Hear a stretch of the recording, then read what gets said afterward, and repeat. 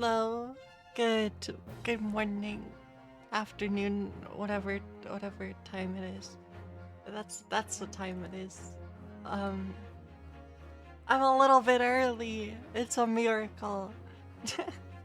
No, I have to start early because otherwise I would maybe have to cut off the stream because I have a hard time limit today.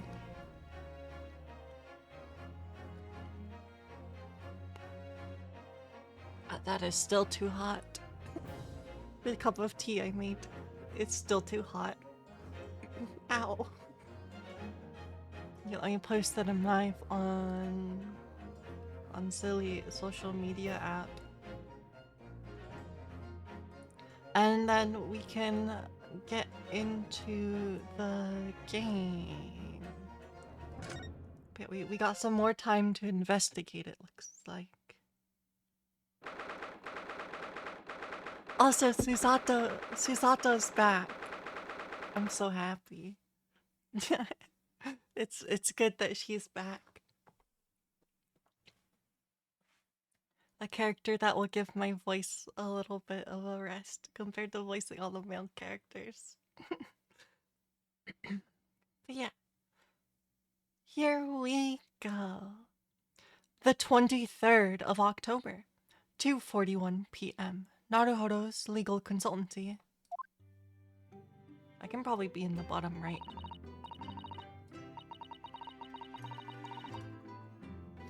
Oh, this room. It's been too long. It hasn't changed in the slightest, though.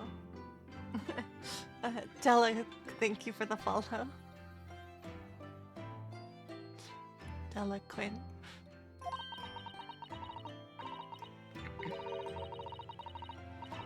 And it's been some 6 months, hasn't it? That's a long time for things to stay so familiar. I didn't know when you might return, and I wanted everything to be as you'd left it. But it has been some 6 months. It's true.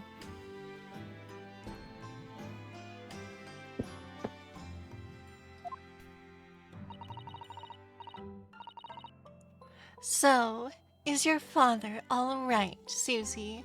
What happened? My father? Yes, Professor Mikotoba, I mean. It was half a year ago, but that's why you went back to Japan. Because of the telegram you received saying he'd fallen ill with a very high fever for some unknown reason.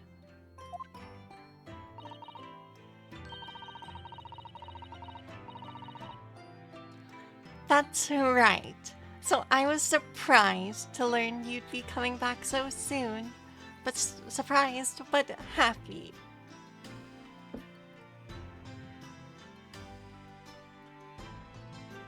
I actually burnt my tongue. I burnt my tongue on the tea. I wonder when it will actually be cool enough. Maybe when the cup is cool enough to hold comfortably. But yeah, I burnt my tongue. Thank you, tea, for being too hot.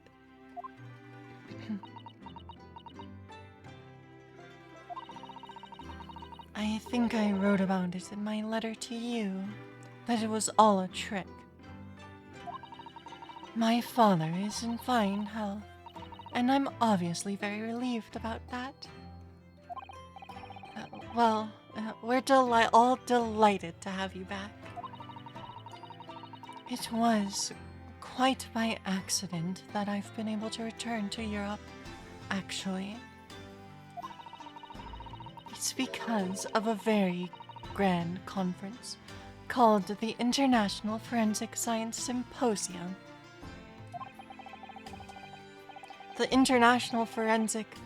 That's the same symposium Lord Strongheart mentioned. Anyway, I've arrived safe and sound, and all that matters is that I'm here now. After all, I haven't fulfilled my promise to you, Iris. Oh. You must tell us everything that happened while you were back in Japan. Yes, of course. I shall. And, there's one other thing. Something you wrote in your letter that particularly grabbed my attention. About you know who, Kazuma.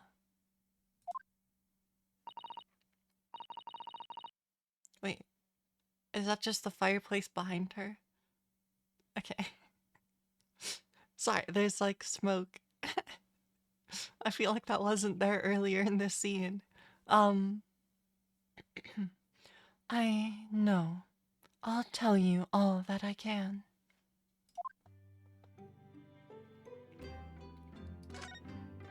Susato, you're here.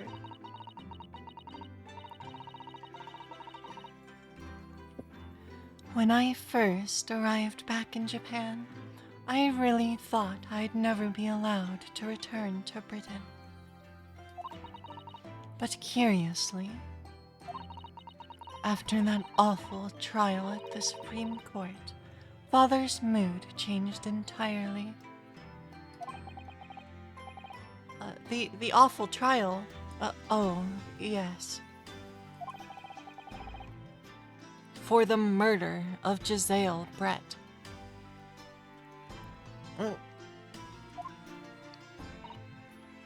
It's still slightly too hot. Oh, you dressed as a man then, didn't you, Susie? Ow.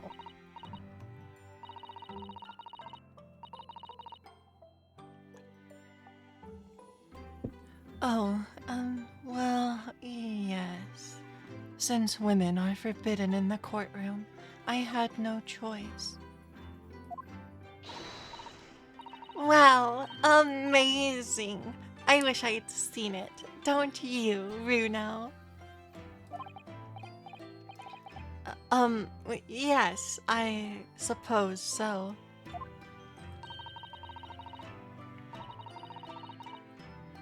I want to play at being a lawyer now. I could wear a false mustache, maybe.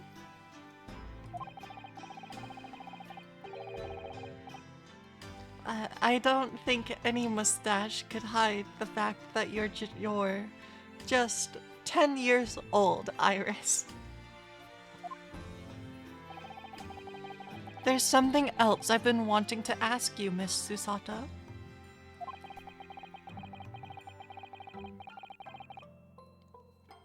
It's about the real reason why Professor Mikotaba summoned you back to Japan.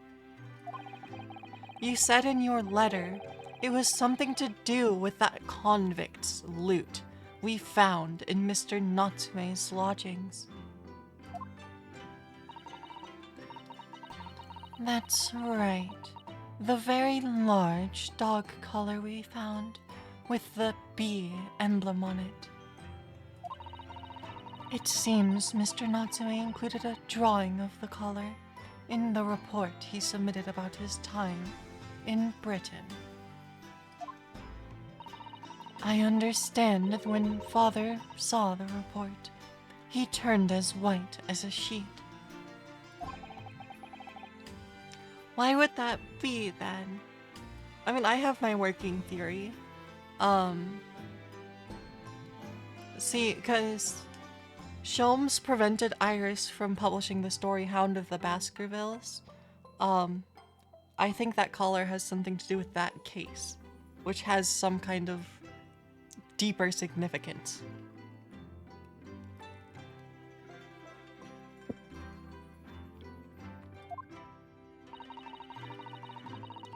Father came to Britain himself, of course, to study. It was some time ago now, but he stayed for 6 years. I can only imagine that something must have happened during that time. But if he refuses to tell me what it was, then I intend to find the answers for myself. And I've decided that I, for one, won't keep any more secrets. Oh, Susie. That's a very meaningful look Susato-san's giving Iris there. Forensic Science Symposium. Lord Strongheart mentioned something about that symposium too. I think he said that investigative authorities from 40 different countries would attend. Yes, and from Japan, my father and Judge Jigoku have been invited.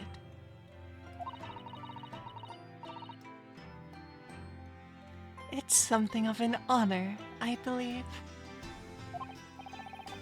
Well, Professor Mikotoba is the leading expert in forensic science in our country after all.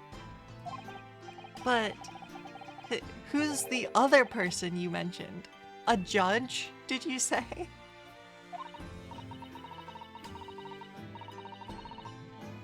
Yes, His Excellency, Judge Seishiro Jigoku. You've met him, Mr. Naruhodo. Last year, in the Supreme Court. You can't possibly have forgotten.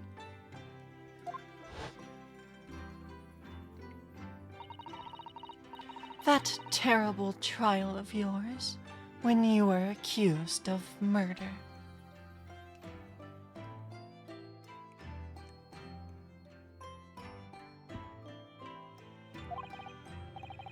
Ah, yes. I try to think of that as a positive turning point in my life these days. Well, it was Judge Jigoku who presided over that trial.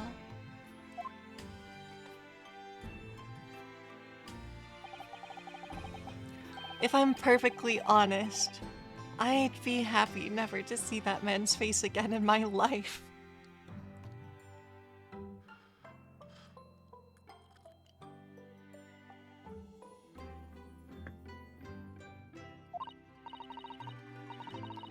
Oh, well, anyway. As father was invited to the symposium, he agreed to me returning to Britain too. He won't actually arrive until next month, but, well, I couldn't wait. So I pleaded with him, and in the end, he agreed to me going on ahead. Yes, about the symposium. It seems as though Lord Strongheart has put in an awful lot of work to make it happen. It's obviously very important. I believe it is, yes. As I understand it, Lord Strongheart organized the entire event himself. Ow.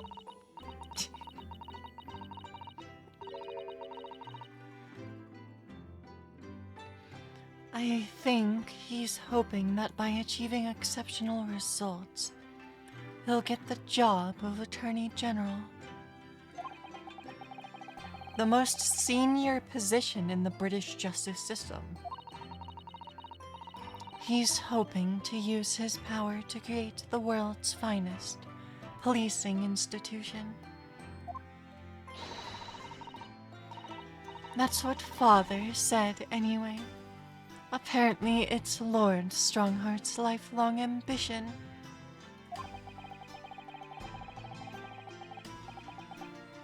Does Professor Mikotoba know Lord Strongheart personally then? I wonder. Actually, Lord Strongheart gave me a long speech all about this very subject only yesterday. Oh yeah, his Oh god. How many? He had like 127 points of supporting evidence for why his plan is good, if I remember correctly. Spread across like 4 different arguments or something. It was a lot.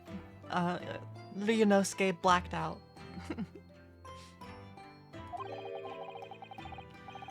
But I sort of lost the will to live early on and didn't really listen to much of it.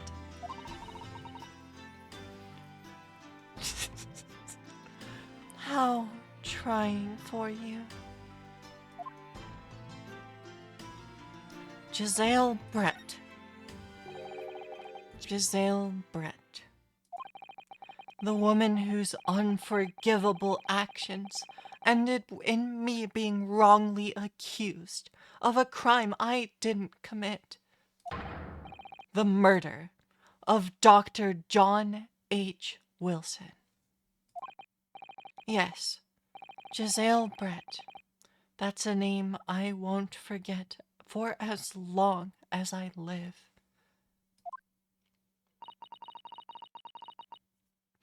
The extraordinary thing is, though,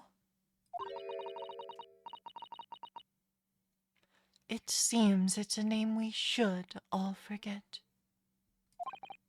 Sorry.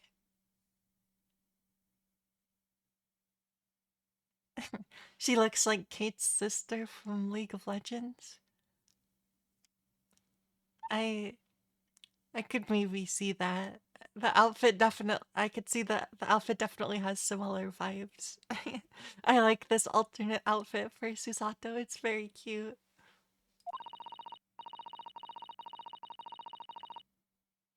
Since the incident, our government's intelligence services have been investigating Miss Brett. But it turns out that an English woman by the name of Giselle Brett didn't actually exist.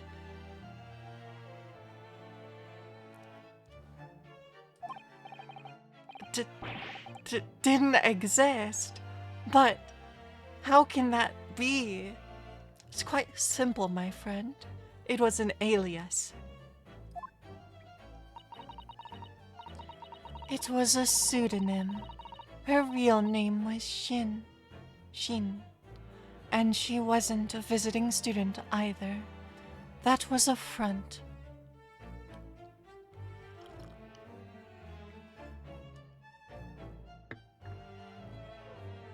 Wait, Shin.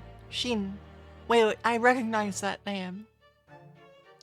Wait, she was natively Japanese. A friend. Who on earth was she then?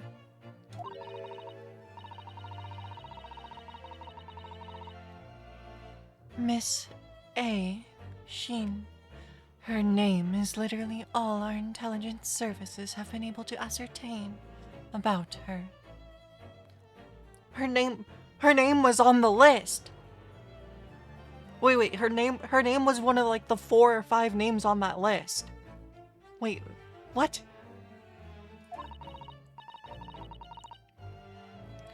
Nobody knows why or even how she came to be in Japan. It's a complete mystery. Wait, but that makes no sense.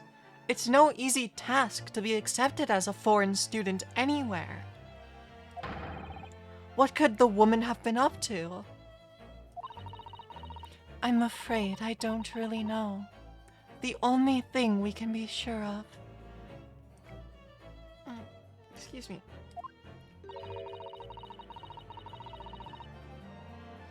Is that she had some business in our country that we don't yet understand. And now she's been killed. While all the questions surrounding her existence remain unanswered, I'm afraid so. A Shin. Who on earth was she? She was a mystery. She was also an incredibly fun character to voice for me. But I've probably gotten slightly better at voicing characters since then because it's been a while. And why do I feel as though I've heard that name somewhere before? It's because you have Ryunosuke. I know you've heard her name before, Ryunosuke. You've heard it. After my friend Lei's trial, the reporter who actually killed Miss Brett said something very strange. So mysterious a dude can be.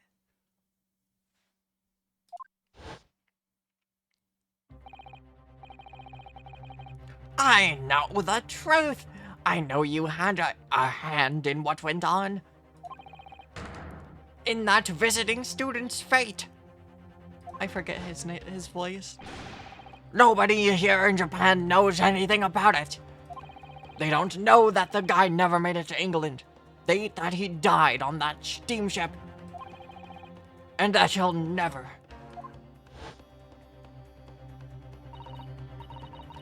Obviously, I couldn't ask him to elaborate at the time. But later, I visited the man in his prison cell and asked him what he was going to say about Kazuma-sama. And what did you learn?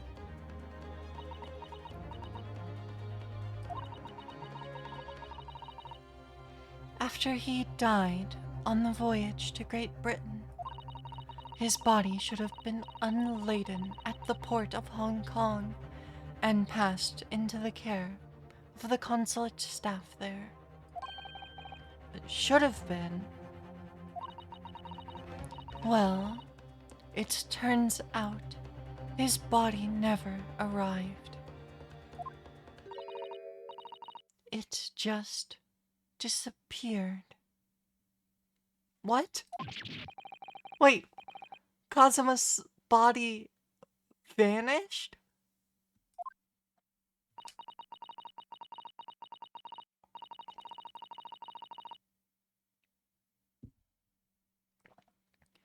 Our government tried to cover the fact up, it seems. They erected a grave on the cliffs by our hometown. Except Kazuma-sama isn't there. Did Professor Mikotaba know about this? Yes, it would seem that he did. But he didn't tell me. They're still investigating what happened to Kazuma-sama's body as we speak. I just don't believe it. Sorry, I just connected a thread. The foreshadowing means it could be possible. Oh no. Okay. Hear me out. Hear me out. What if Cosmo's still alive?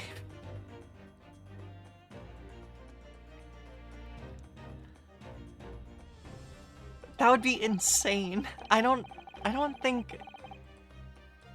And what is this acute feeling of apprehension I have all of a sudden? Wait. Does Ryunosuke feel it too? I mean, something's obviously very wrong with that.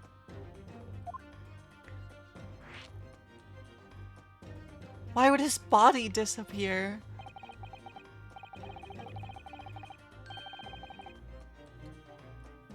Thinking back now, some of the things that happened on the SS Burya were definitely strange.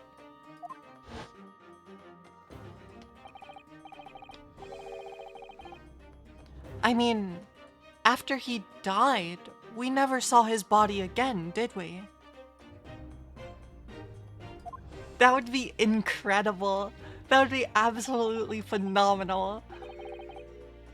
Could it be? Could it be that he's actually still alive? Stop it, Mr. Naruhodo. It's too much to bear. I'm sorry. I didn't mean to. Just thinking about the possibility pains me so very much.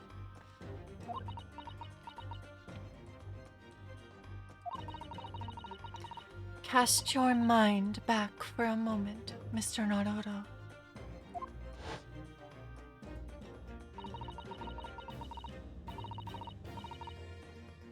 When Kazuma-sama was discovered, Mr. Sholmes was there, wasn't he?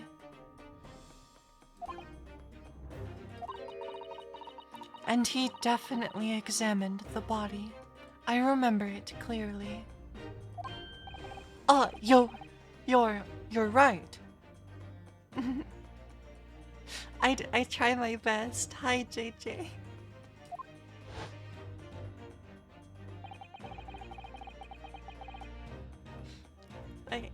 Yeah, trying my best. I'm doing well. I may have burnt my mouth a little bit because this tea was too hot, but now it's not too hot. It's still a little bit too hot. The temperature for this tea to steep it is like basically boiling.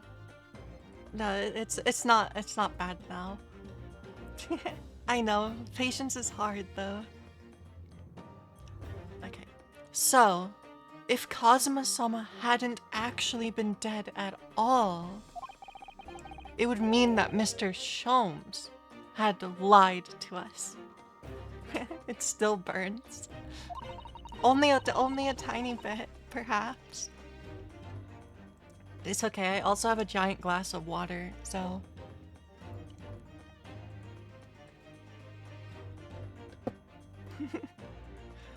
But there's no reason why he would possibly have done such a thing. I suppose that's true, yes.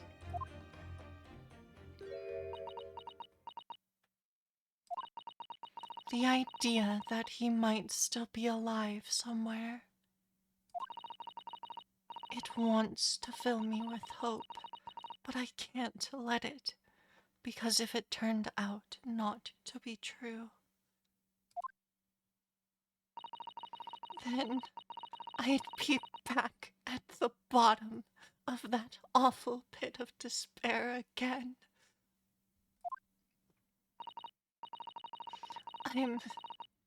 I'm terrified of what that might do to me. Oh, Miss Susato.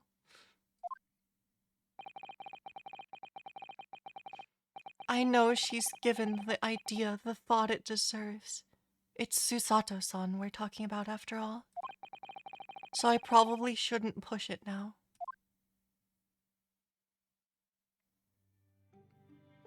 If that's true though, that's actually insane. Okay, okay, well there's that. Is Iris in the room here? Okay, let's talk to Iris next. It must be about a year ago now.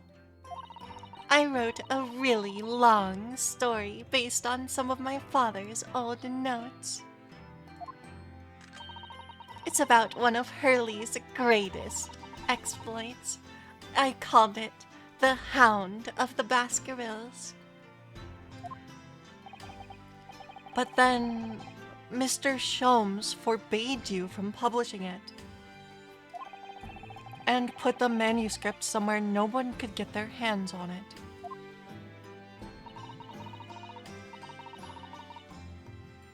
So, nobody knows anything about it apart from Hurley and I.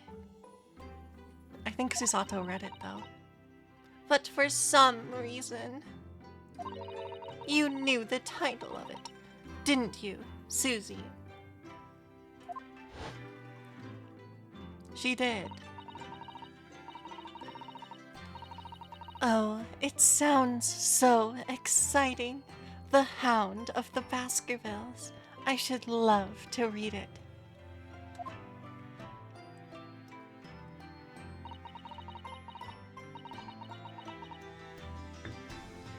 And you wouldn't tell me how you'd come to know it.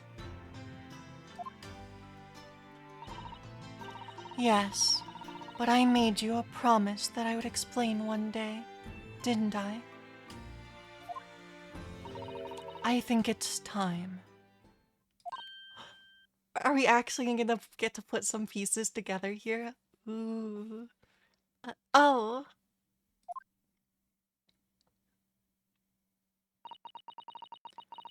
I'm only sorry I've had to keep it from you for so long, Iris.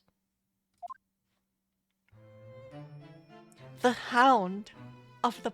Oh, what is this song?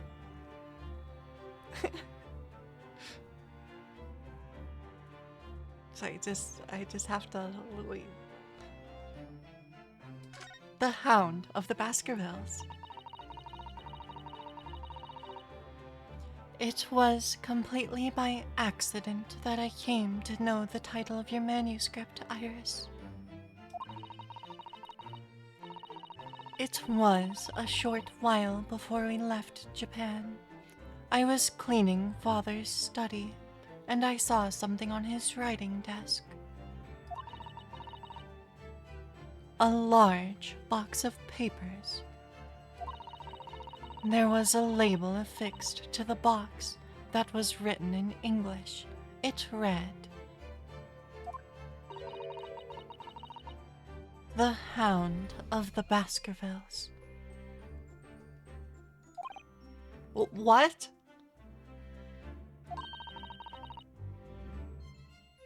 My Baskerville story? Of course. I had no idea what it was at the time. But Father came in and... Susato, what are you doing? I forget what his voice was like. Father. Did you look at those papers? No, I simply read the label, that's all. Well, put it out of your mind. Sorry. Forget that you ever saw it, and certainly don't tell anybody else about this. Do you understand?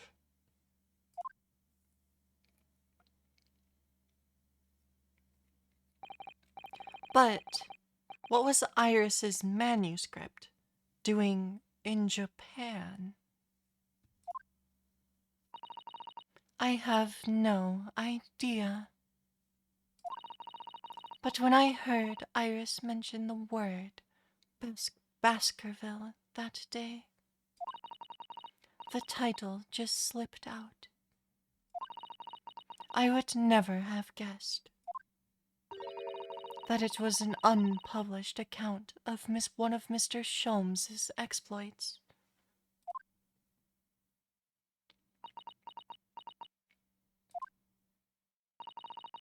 When I returned to Japan, I asked Father to explain, but he refused to answer any of my questions. And there was no sign of the big box in his office.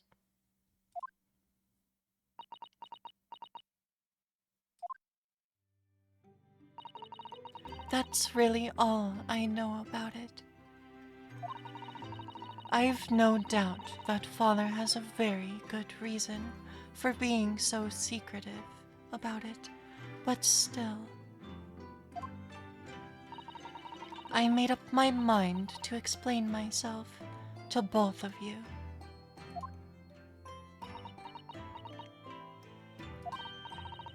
Well, thank you for being so honest, Susie.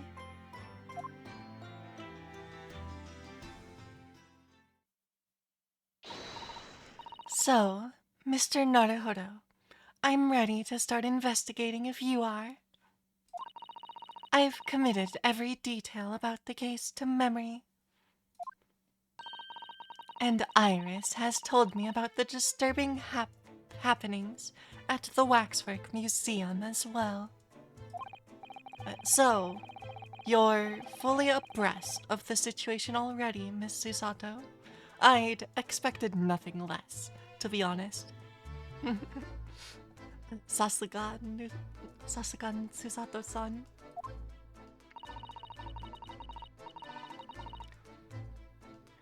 I would think our first port of call should be to investigate this Mr. Drebber.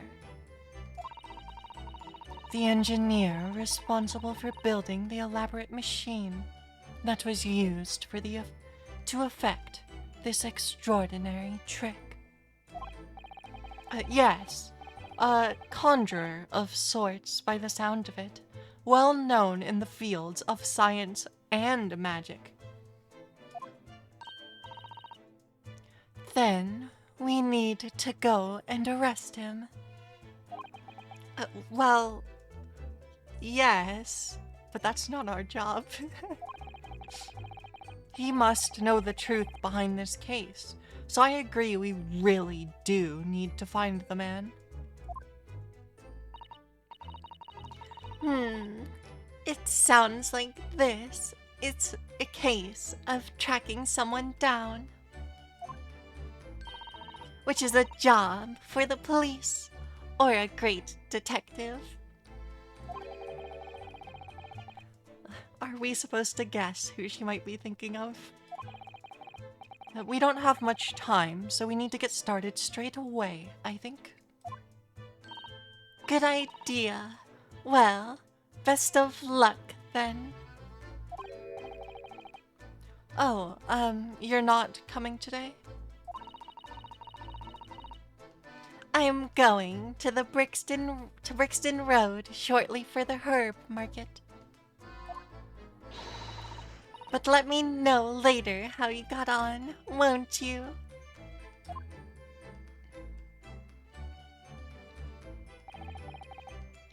That was a little abrupt.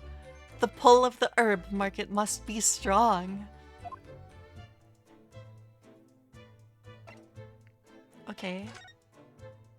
We don't need to examine my own office. What to do? Do you know?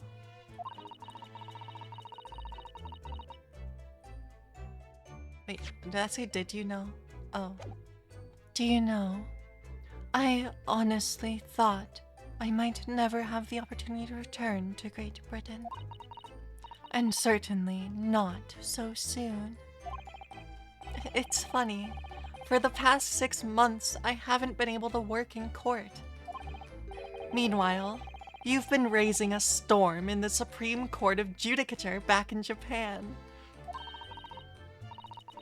Please, Mr. Naruhodo, I may have been dressed as a man, but it was for a very reserved performance. That's a lie, Susato. I remember that being a lie. So, what your father said in his letter about a Ryutaro takedown is reserved? Well, anyway, I'm back here in this great capital now, and ready to assist you again in any way that I can. Thank you, Miss Susato. It's my pleasure, Mr. Naruhodo. Okay. A new location has been added.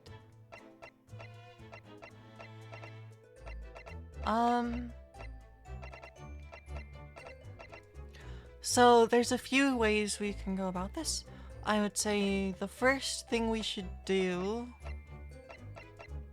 is head over to the prison and see if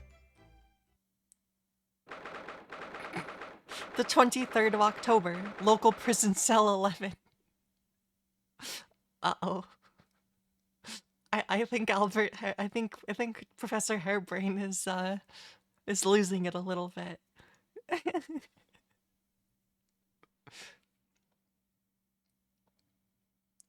trying to read the math.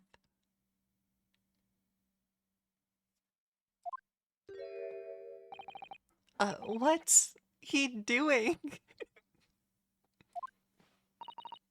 He's... Oh my.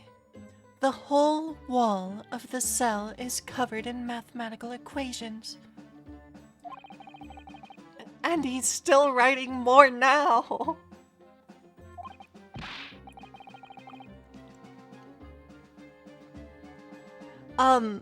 Professor, sorry to interrupt. Oh, Mr. Naruhodo. And, who is this young lady?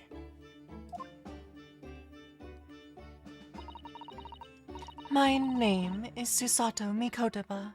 I'm Mr. Naruhodo's judicial assistant. It's a pleasure to meet you, Professor.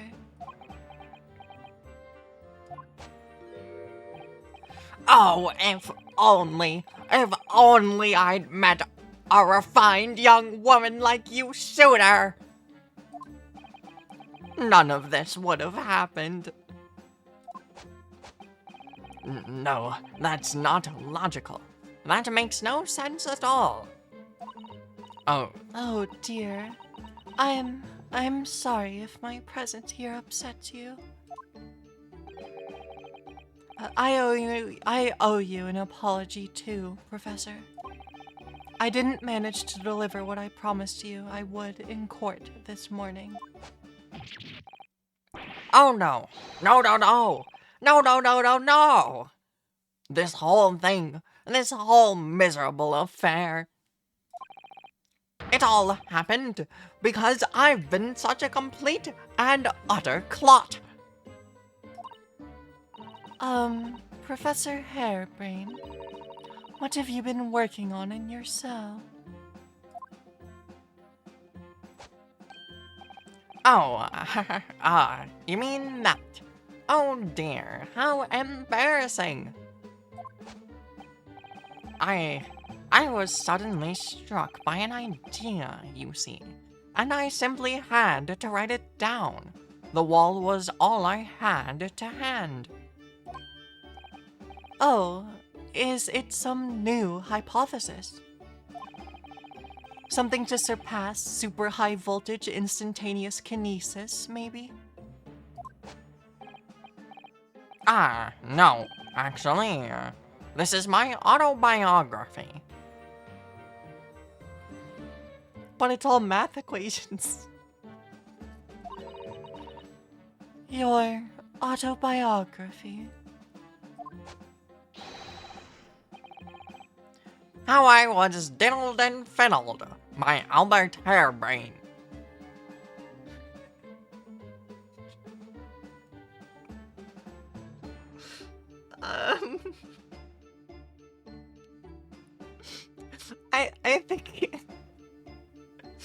I think you might want to change that title. I don't know about that one.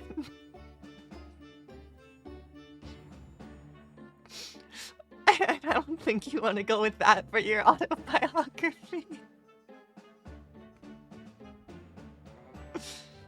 But why is it math?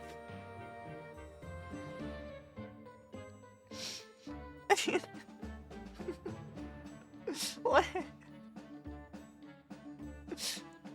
Why? Okay.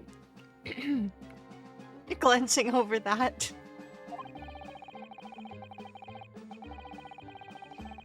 I've found I can only represent my odd fortunes with only odd numbers and an ambitious set of simultaneous equations.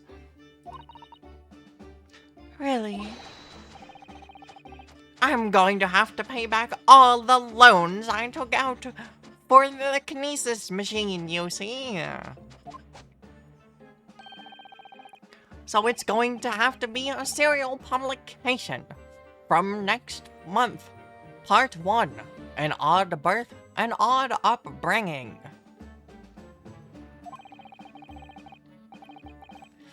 You can't beat the man's optimism, that's for sure. I see. Well, for now, would you mind if we talked a little more about the case?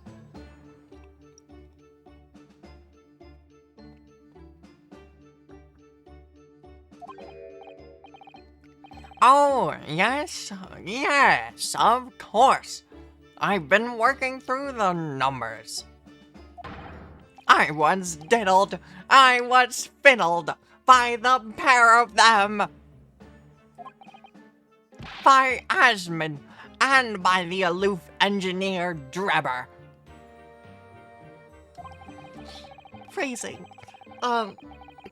We're not going to have to sit through an explanation of all these equations, are we? Okay, tell me about Drebber. We gotta find the man. Everything I believed in has been turned on its head. My research, Mr. Asmon, the kinesis machine, my hypothesis, even... I'm sorry it's come to this. There was really no other way. No, it's not your fault. I wanted you to protect my work, but in the end there was nothing worth protecting.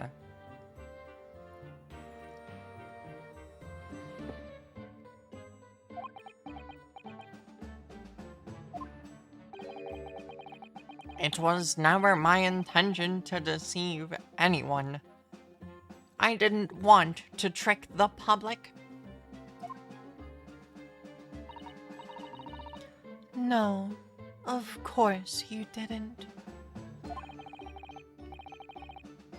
But in court this morning, I realized something. Oh? If you'd have done something wrong without knowing it, you've still done something wrong. Logically, it makes sense. No difference if you were aware of it or not. Ignorance is a poor excuse. The blame still lies with me. Oh, Professor. He believed in me this morning, you know, Barrick did. He believed in my hypothesis. Well, I think that was just a necessary factor in the prosecution establishing its case. No. Barrick wouldn't do something like that. I'm sure. He genuinely believed it.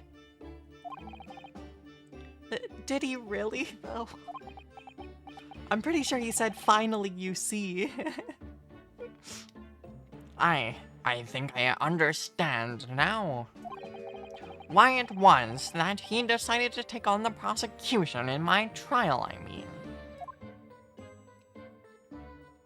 Oh? Von Zeke's motivation? What do you think it is? After the terrible accident that happened, nobody would have believed in my hypothesis anymore. Not the police, not the prosecution service, not any lawyers even. I feel like I dealt some kind of finishing blow there. So, if any other prosecutor had taken the case, if it was anyone other than Barrick, I'm sure the prosecution would have declared my hypothesis a complete and utter nonsense. And in that case, you would have been declared a fraud yourself, Professor. Exactly. Which would have been a fate worse than death for me. But Beric insisted that I was a proper man of science from start to finish. You think that's why he...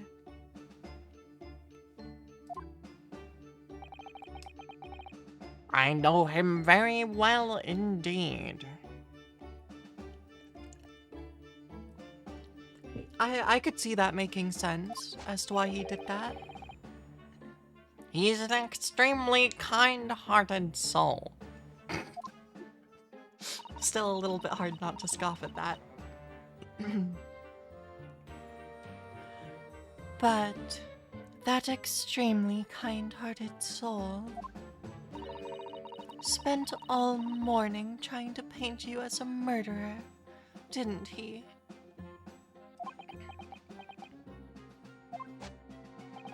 Well, admittedly, that part of the analysis appears to have some flaws in it. And what about the whole Reaper side of things? It's fine, Beric has nothing to do with that. How does that fit in with the kind-hearted soul idea? Mr. Asmon.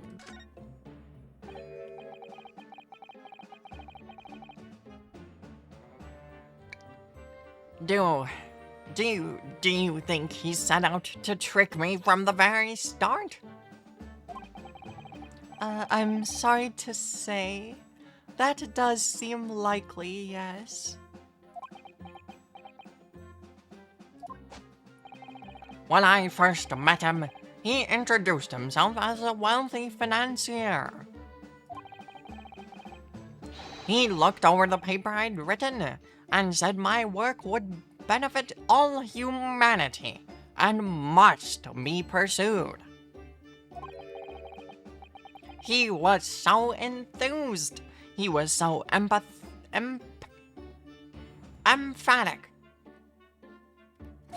Can't read. But in reality, he was the mastermind of some vast criminal network, it seems.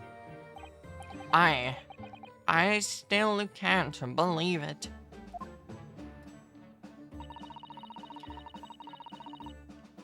As the machine was essentially a set decoration for some stage magic.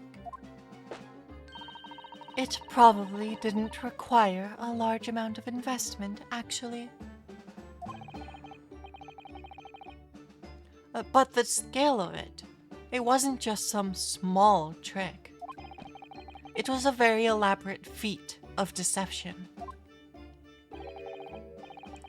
All young scientists are full of hope about their burgeoning ideas, full of zeal. But none of us have any money. We want to do research, but we can't afford it. Many of us take on barely legal part-time work to try to earn just a few measly pennies to carry on. To go through all of that, only to be taken for a complete fool. It's too rotten to believe. It is. I agree. And that's why we have to find those responsible and bring them to justice. Mr. Mr. Asmon is no more, of course, which leaves only the engineer. Mr. Enoch Drebber. Drebber the engineer. Is he an engineer, or a magician, or a swindler? It was about a year ago when Mr. Asmon first brought Drebber to meet me at my laboratory. Since then, I've met him many times to discuss details about the Kinesis machine. But at no point did you have any inkling that he was just an illusionist? Oh, he definitely wasn't just an illusionist. What do you mean? He has a wealth of deep scientific knowledge. There's no question that the man's a genuine scientist. It's instantly apparent in conversation.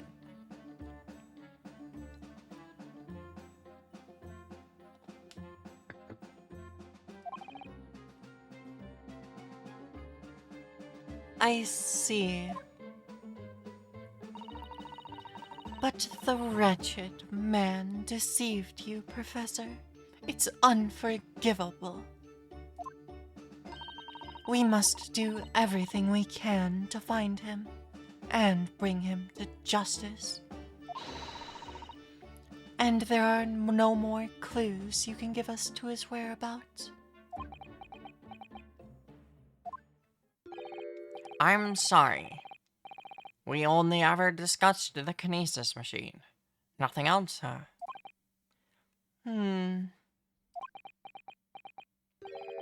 Although, just once, I did visit his workshop. What workshop? Drebber's enormous fabrication laboratory, where he constructed my great machine.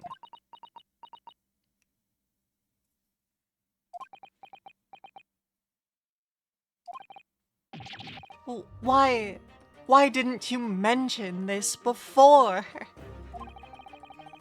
Enoch Drebber's workshop. There's every chance we might find the man there.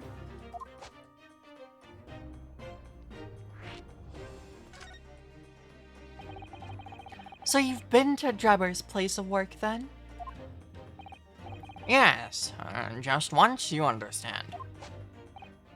It was an enormous place. Plenty of room to construct the kinesis machine, you see. Where can we find it? We have to go there at once. There's a good chance that we'll find Drebber there. Well, yes, definitely. I'm sure. As in, I'm sure you're not going to want to hear this, but I have absolutely no idea where the workshop is at all. I'm so sorry. I was more than half expecting that. You see, I was blindfolded in the carriage the entire way there. He blindfolded you. He wasn't taking any chances then. The place was incredible. The pinnacle of modern engineering. Even the oil he used was the very best. A special French machine oil that's impossible to obtain in Britain. Ah, the indescribable scent of that imported oil. Perfumers across the world should forget their secret formula and use that instead. What do you think, Miss Susato? How do you... Oh, day machine for your next birthday? French words are too hard. I've never used any kind of perfume, Mr. Naruto, and I'm not sure I'd like to start with that. I don't suppose you know even part of the workshop's address, Professor. You don't have a business card from Mr. Drebber, for example? The man was clearly very cautious, Miss Susato. He clearly would... Aha! Yes, I do. He gave me his business card once. It's right here. Look.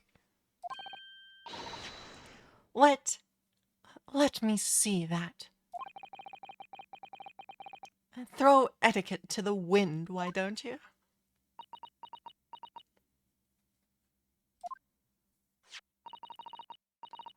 Enoch Drebber, engineer. I'm afraid that's all it says. There's no address. No. Oh well, I can't say I'm surprised. Still, this could be useful. Drebber's card has been entered into the court record. Well, thank you very much, Professor.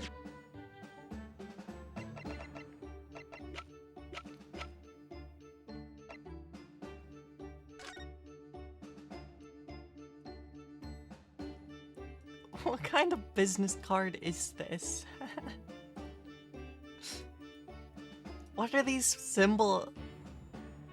Oh, okay. Positive and negative. Is this the oil he imported? This dark smudge here. I think perhaps it's machine oil. Oh, yes. Possibly.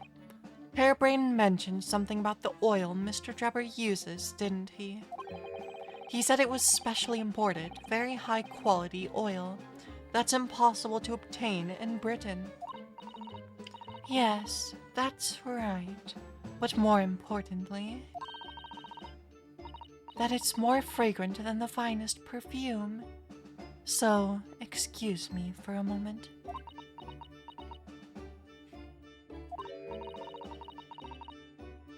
Oh, it doesn't appear to have any scent at all. Don't worry. I expect that's just because there's such a tiny amount on here.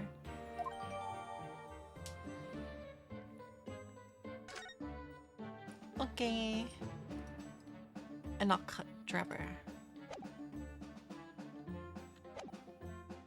Well,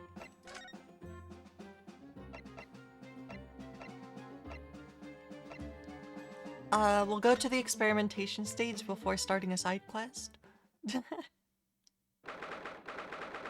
The 23rd of October, the Great Exhibition Grounds, foot of the Crystal Tower. Can we go examine the crystal?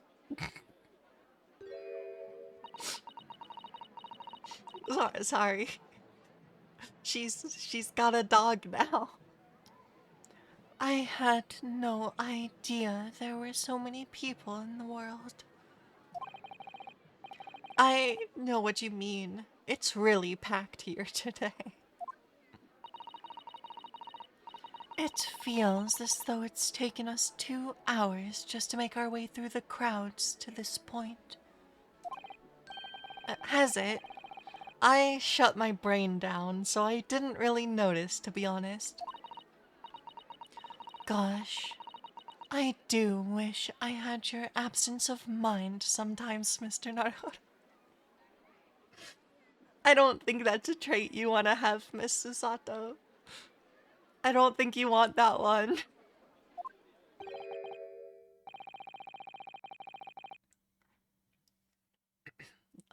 Is that?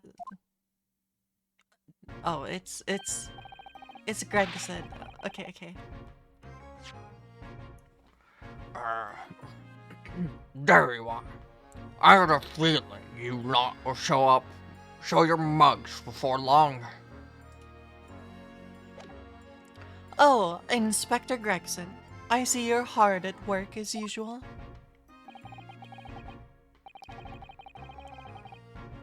Warm greetings to you.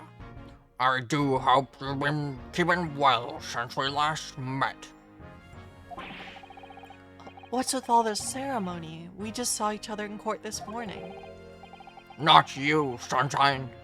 The gentlewoman so loyally at your side. Oh. Why, thank you, Inspector. How good of you to notice.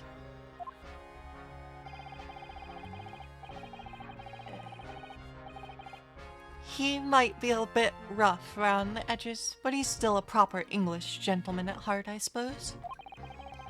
As you've probably guessed, we were hoping to investigate the scene some more. Right. Well, that's the young trainee's domain. Oi, get over here, Gina.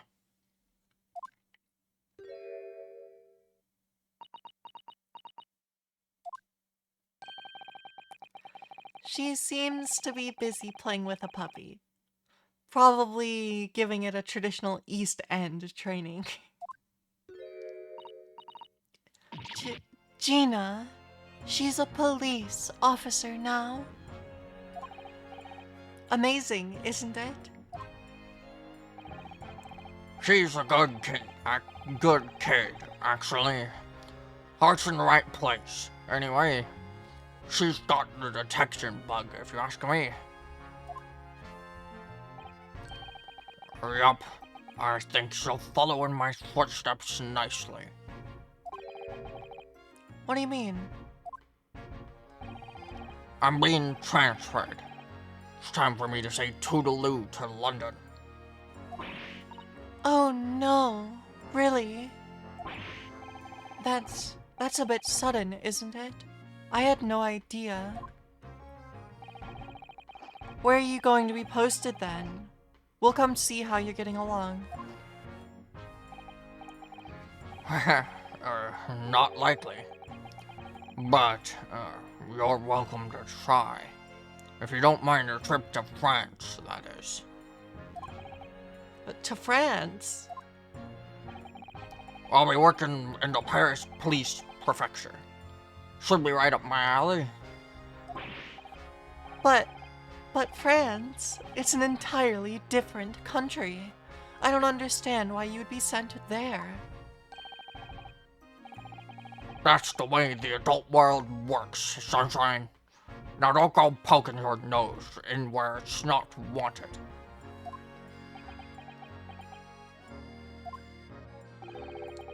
I'm intended to take the kid with me when I go. But you're taking Gina to Paris. Well, I can't leave her here in London. Who knows what will come of her. I suppose he's worried she'd slip back into slipping her hands into people's pockets and purses. I don't think he's worried about her pickpocketing, Mr. Naruto. I think he's worried about the Reaper.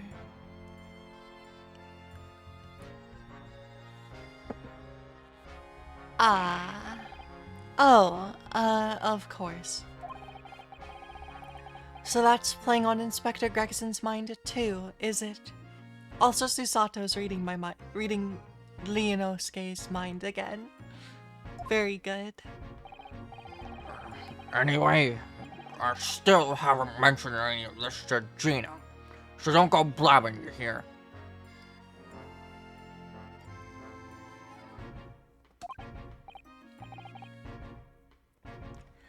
No, of course not. I've gotta keep that diving diva safe and sound till this is all over, at least. Till what's all over? Oi! Did you just call me a bloomin' divin' diva again? So you heard that, did ya? Right. Well, any questions about the scene, you can put them to my capable detective diva here.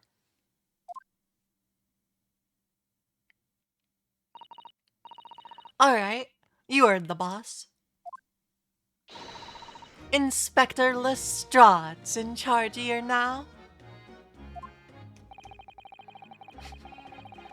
I suppose I'd better keep my word and not mention anything about Paris.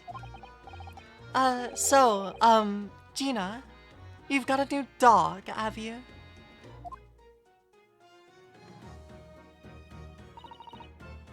Isn't he great? Toby's his name.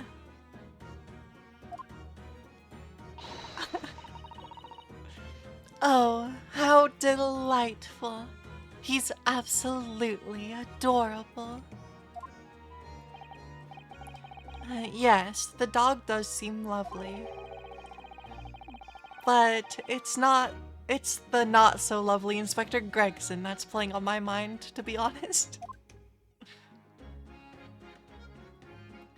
Alright, Gina.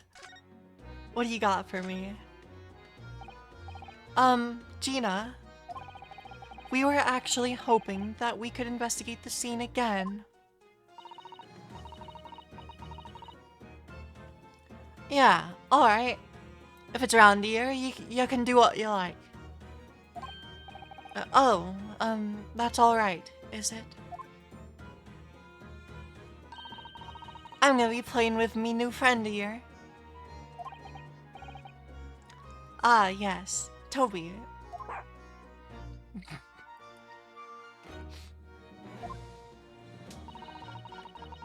The machine that exploded must be at the top of these stairs, I presume. I haven't actually seen it yet, so if you don't mind. Sorry, you can't go up there, Suze. Oh. It's like I told Odo yesterday. Even I ain't allowed near that wreck. What's it called again? The reason we ain't supposed to touch it. The Special Dispensation for Scientific Equipment Act. Is that what you were thinking of? That's the one. That's why only them lot are allowed to investigate it. What are they called? What are they called again? The forensic something? The forensic investigation team? Is that what you were thinking of? That's the one, yeah.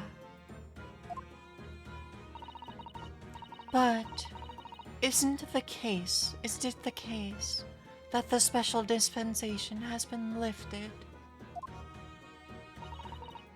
I think so. I don't really get it, to be truthful with ya. You're still supposed to get permission from some bigwig or other, as far as I know. What was his name again? Lord Strange something? I'm not sure that's quite right, Gina. I think you mean Lord Strongheart, perhaps? That's the one, yeah. Apparently he's always watching the time or something. Thank you, Gina. So without Lord Strongheart's express permission, we can't investigate on the stage. Can we go in the Crystal Tower, though? It was great, weren't it? I had a right laugh. It was a new one on me, that.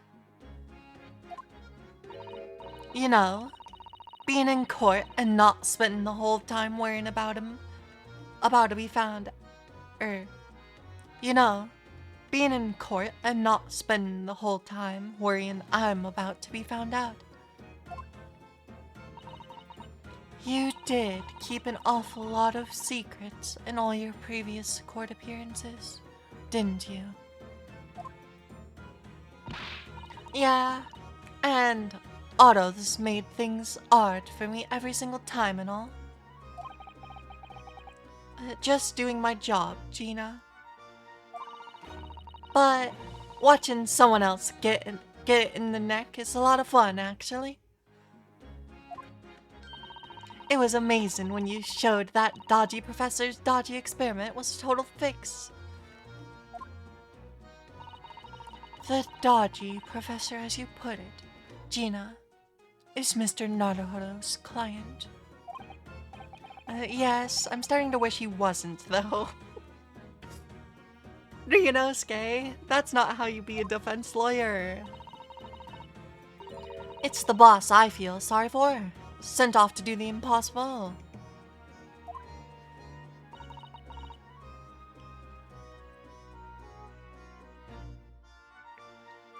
What do you mean? He's supposed to arrest that other cove, ain't he? And in time for tomorrow and all? You know, the dodgy engineer. What's his name again? Mr. Drebber. You mean? Enoch Drebber. That's the one, yeah. So, the police are looking for this mysterious man with the black monocle. I guess they would be. It's putting too much on the boss, if you ask me. He says it's giving him a gut ache. Oh dear. But I wonder if that isn't actually from all the fried food. The engineer's whereabouts. So, Scotland Yard are trying to track down Mr. Enoch Drebber. I wonder if they've had any luck. He's real funny looking. Got two eyes what don't match. Saw a glimpse of a picture of him earlier. I mean, I didn't actually pinch it or nothing. Old devil's got it. Sorry, who?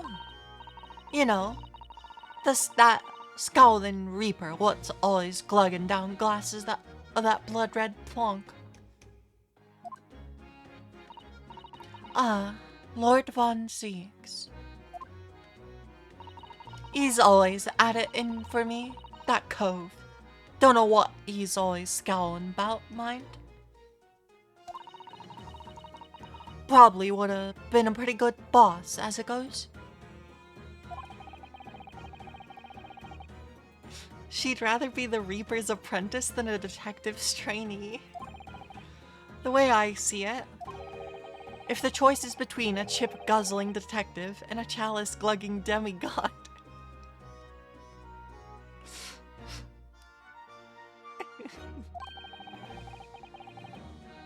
you're equally bad off with both. I suppose you're right.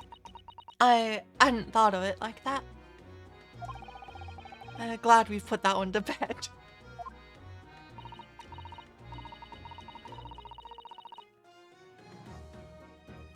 Anyway, the point is, everyone at the yard's dead set on finding the fishing engineer.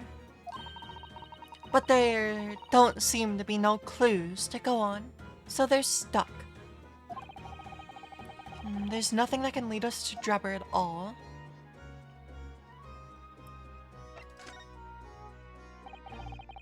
Where did you find that little mutt then, Gina? Oi! Don't be so flamin' rude, Odo. Slight overreaction, don't you think? He ain't no mutt, alright? Toby's, how they put it. Oh yeah, a bona fide. A bona fide detective. Sorry? I have given him a proper title and everything. It's Chief Inspector Toby to you. More senior than Inspector Gregson, is he? Oh, so he's a police dog, is he? The police recruit dogs now. I've heard that they're already being used officially in Germany as part of their city policing. They're used for chasing criminals and such like. They have a wonderful sense of smell, after all. I have a fairly good sense of smell myself, as it happens.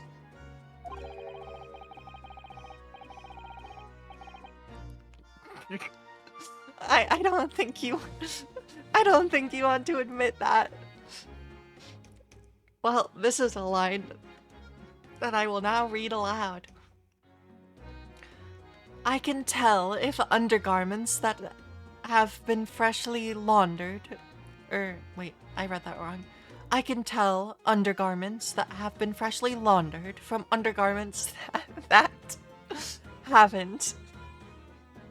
Sorry, I can't say that with a straight face. It's impossible.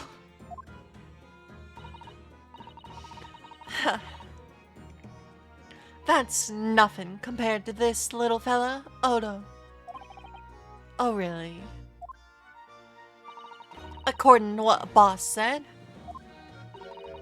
once Toby here's got a good whiff of your drawers, he could chase that scent to the other side of the world. Wait, what? To the other side of the world? You mean he can swim? Mr. Naruhodo, I think you may have missed the point by a rather wide margin.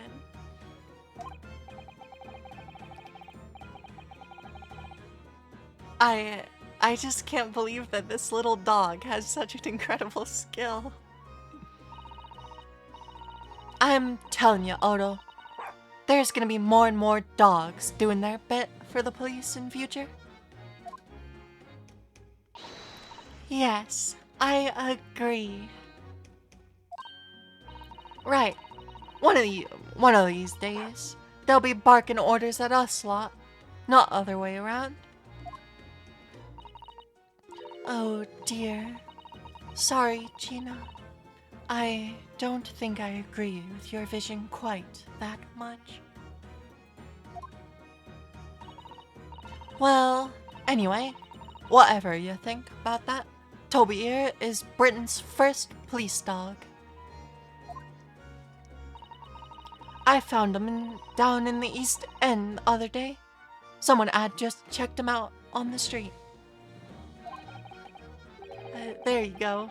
I knew she'd lifted him from somewhere. Oh, Gina.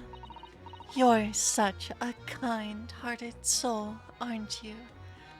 To children and animals. Alright, Toby, I got a job for you.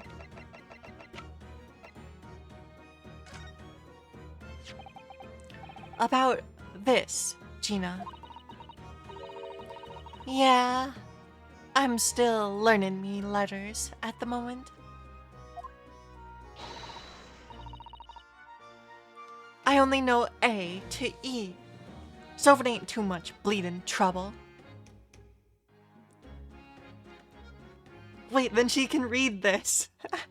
She can read his name. Oh, never mind, she can't. She could read E. Drebber. Never mind, no, she can't. Actually, Gina, it's the back of the card that's important. How come? There's just a dirty old smudge on the back, that's all. It turns out this is very high quality French machine oil. It has a very particular scent, apparently. You don't say. Let's have a whiff then.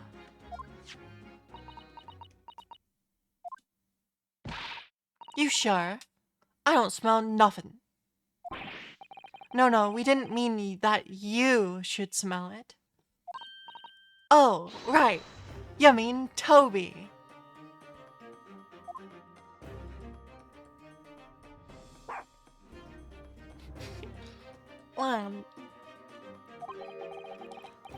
His sense of smell is so good he can track people over the oceans, can't he?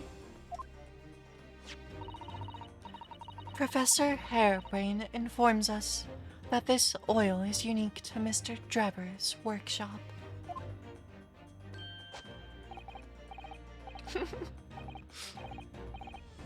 Sniff, sniff. Good job, Toby. I think he's picked up a scent. So you mean, if he follows the scent of this oil, Toby could lead us to that Doddy Cove's workshop? That's right. That's exactly what we were hoping. Alright then, we'll give it a go. I'll just borrow that. Wait, what? Wait, when did you... Once a pickpocket. If I can lead everyone to Drebber's workshop, I'll be the boss's boss before next week. Oh yes, Gina. I'm sure you'll be promoted. Poor Gregson.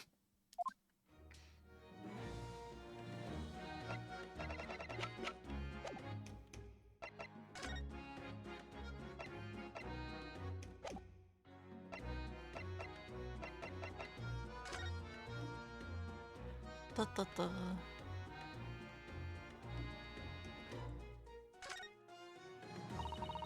Here's the scorching on the ground that you mentioned. Yes, and there's what's left of a green balloon's envelope. All clear evidence of the balloon that exploded on the day of the incident. Poor Professor Harebrain. I do feel sorry for him, that his dreams have been shattered like this. Someone's well and truly burst his bubble, as it were. Ha ha ha. Ouch.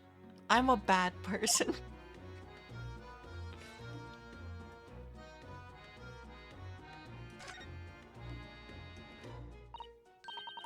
Ah, the Crystal Tower. I can't believe I'm seeing it at such close proximity with my own eyes.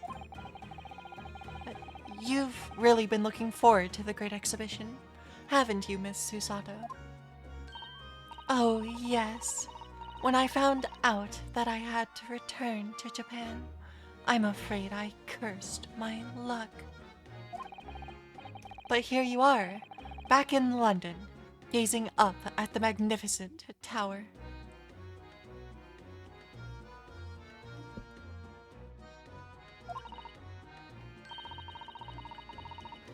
I know.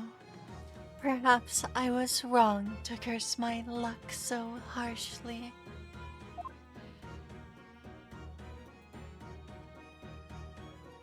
H will let me look up here. Can we go in the Crystal Tower, please? Wait, there was something else though.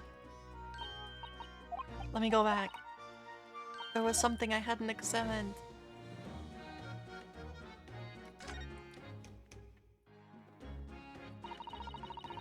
What a shame that the symbolic landmark of the great exhibition has been damaged like that.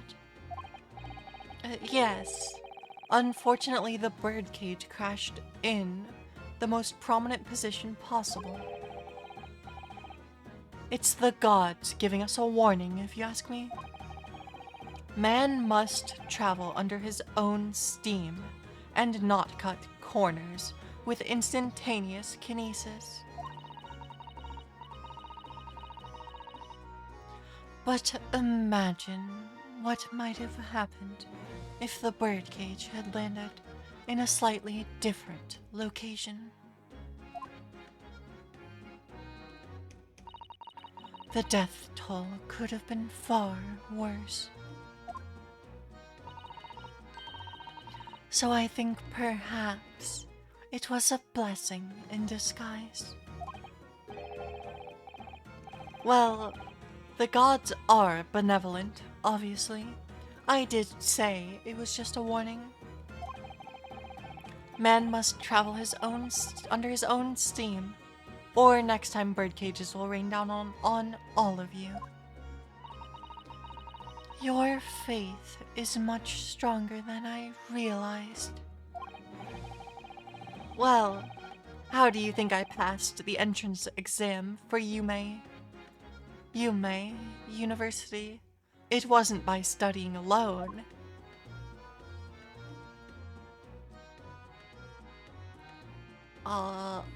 No going in the crystal tower.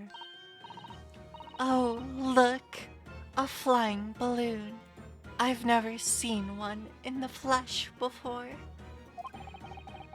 I can't really understand how they fly. And so high up as well. Oh, but think of the view, Mr. Naruto. You must be able to see for miles and miles. I do think of it, and it terrifies me. I mean, it would be certain death if he fell out. I'm sure they're perfectly safe.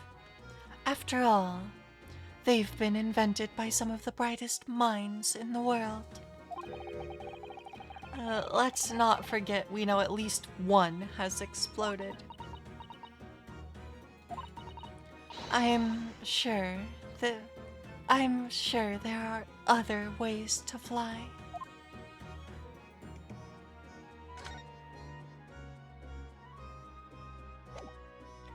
Well, we gave Gina the card.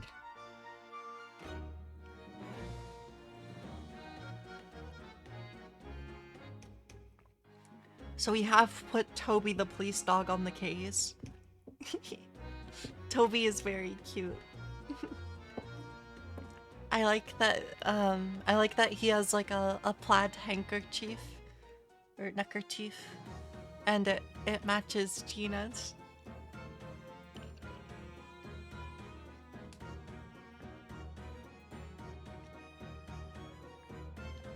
Well,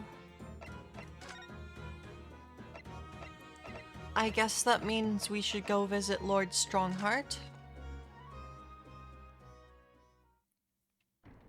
Oh, who is that? The 23rd of October, British Supreme Court, Lord Chief Justice's office. Who is that? Oh, who's that standing beside Lord Strongheart? I wonder. I've never seen her before.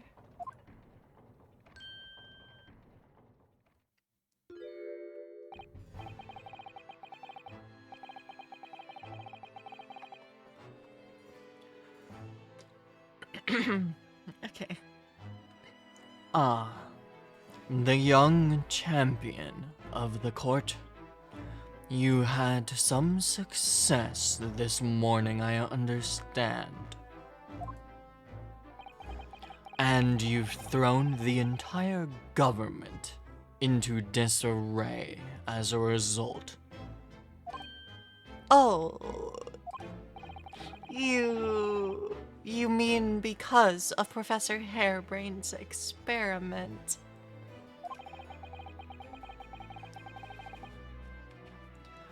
Sham science being demonstrated at London's Great Exhibition.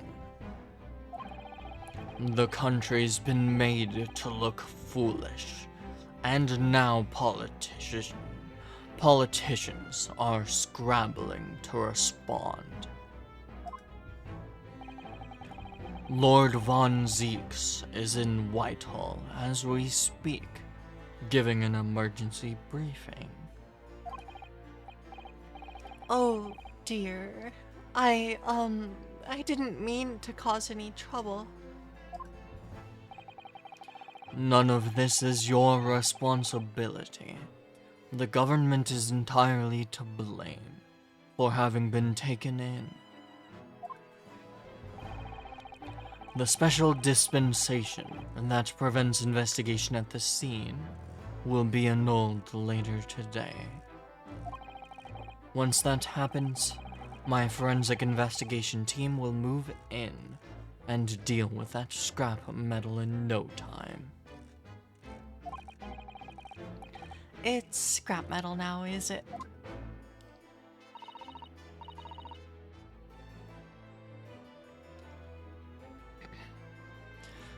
Until later then, Lord Strongheart.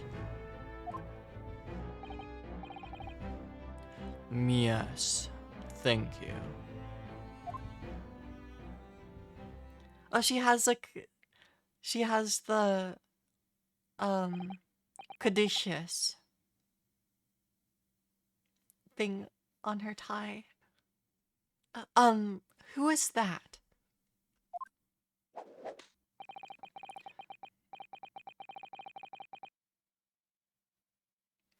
That was Dr. Courtney Seath, Scotland Yard's esteemed chief coroner. Okay, then I'm gonna change her voice slightly when she comes back. She's leading the forensic investigation team's handling of this case.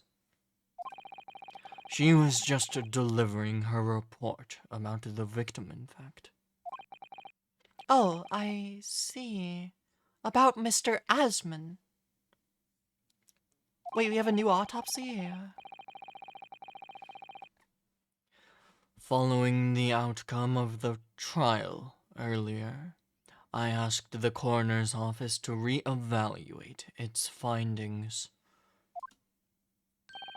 I don't have time to tell you what she concluded. If you want to know, you'll have to ask her directly. You can find her in the forensics laboratory. Oh, right. Now, what were you here to see me about?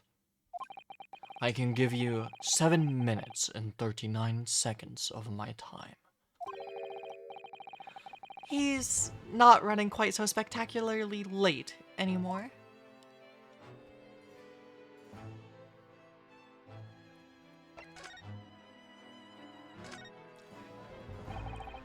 What exactly is the forensic investigation team that you mentioned before?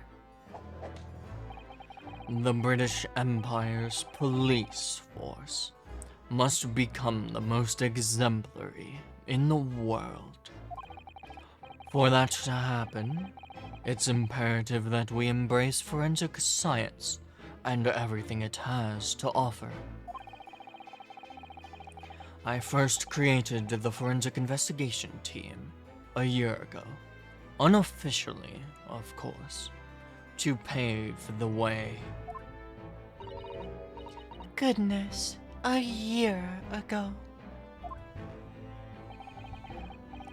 At next month's symposium, I intend to present the results of their work to the world. Once I do that, the House of Lords will be powerless to oppose the creation of a full-scale forensics division. And once that happens, the position of Attorney General will be mine, and criminals will suffer dearly. What do you mean?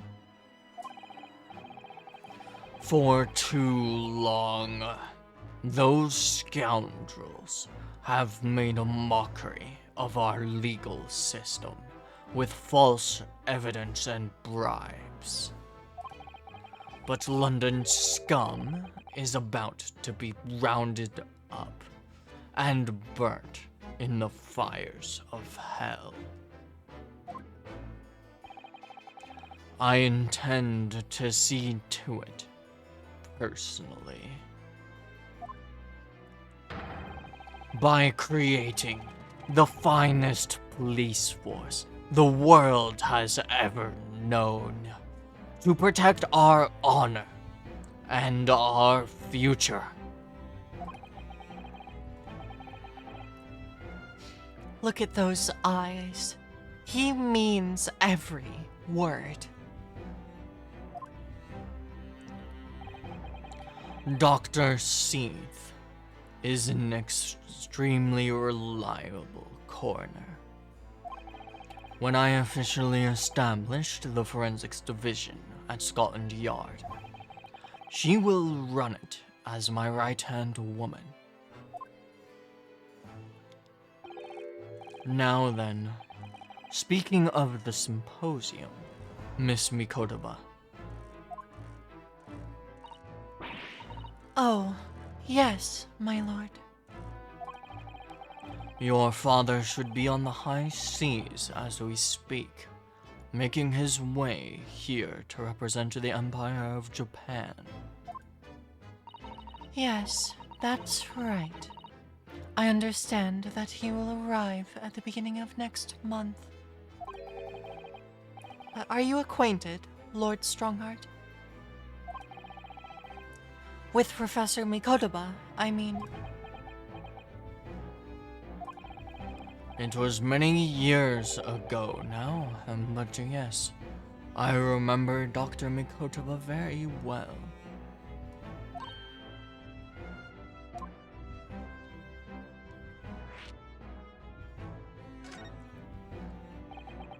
If my memory serves, it was some 15 years ago now that your father came to Britain as a visiting student.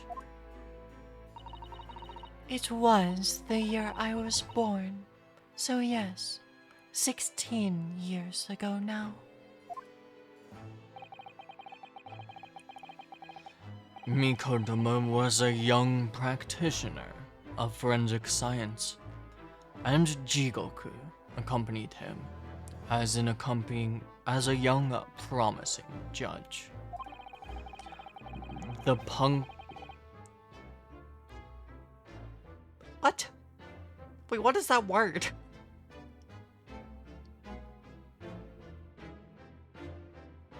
What? What does that even mean? Punctiliousness. Hello? How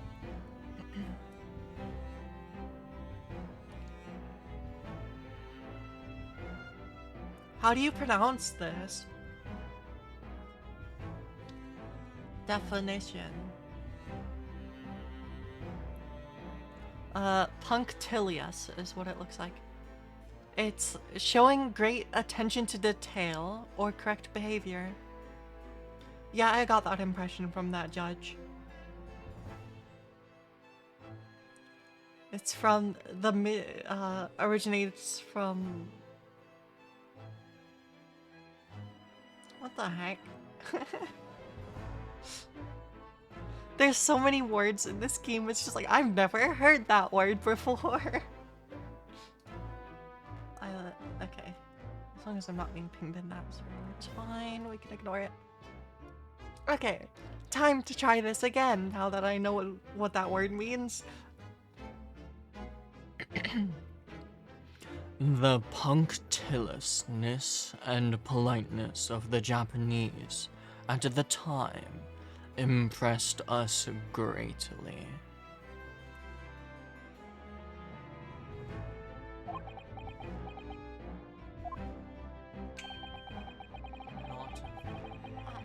Oh, what did I...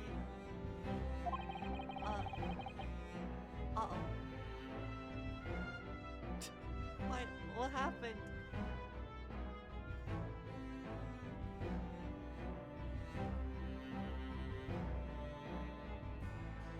Wait, what did I do?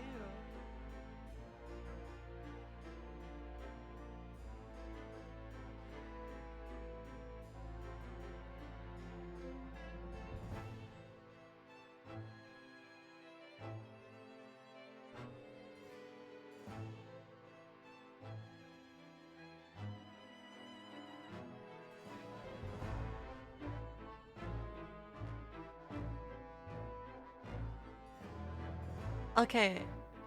Sorry, somehow I managed to reset my microphone back to 100% volume instead of 900%. So I probably just became inaudible for a second. But now it's back. Oh, what did he say?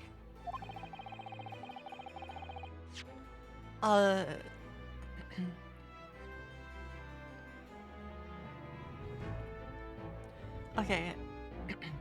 Not that I wish to imply impoliteness or carelessness on your part in any way. I didn't think that you were. Dr. Mikodama studied forensics at one of London's large hospitals. St. Sinners, if I'm not mistaken. Dr. Seath was there also then, as it happens. I try my best. I do think my voice is pretty flexible. Then, Dr. Seath knows my father, doesn't she? She was a young medical assistant at the time, so I doubt their paths crossed regularly.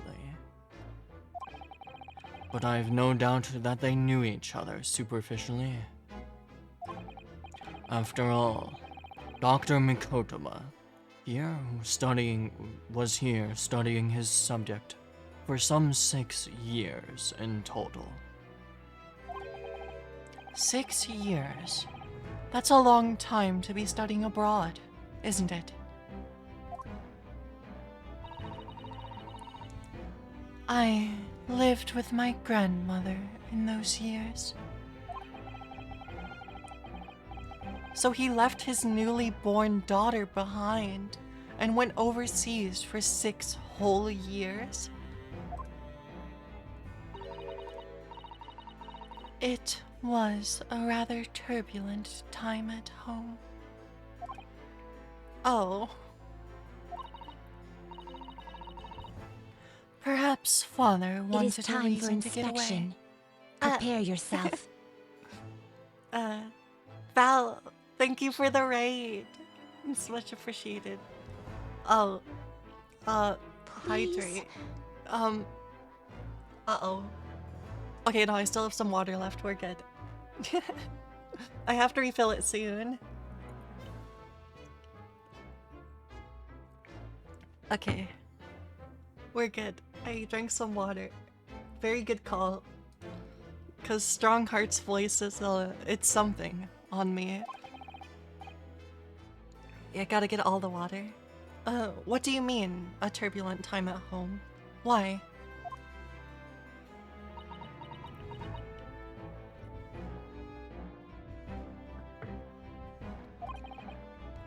Well, clearly something was going on at the time. Lord Von Zeeks. I wanted to ask you about Lord Von Zeeks, actually. I heard that his older brother was killed some years ago. I've been doing well. All the water. By a mass murderer known as the Professor, who targeted nobles and royalty. Is that right? Oh, wait. Okay, sorry. I'm my brain is putting so many different pieces together, just with like completely random things. It's cause yeah. It's okay, that one's an irrelevant thing that I just thought of, but it's fine. Okay, Strongheart. You Japanese are a thorough lot. You've done your research well. Yes. And you could say it was that very incident that gave rise to the Reaper. What? Why? When his brother, Clint von Zeeks, was murdered. It was just after young Barrick had graduated from the University of London and become a prosecutor. When obvious criminals who managed to evade conviction in court started disappearing. Rumors quickly spread throughout the capital. Londoners started to say that wherever Beric von Zieks went, the ghost of his dead brother wasn't far behind. Oh my word. Thank you for looking. So, Lord Von Zieks isn't the Reaper. It's the ghost of his brother?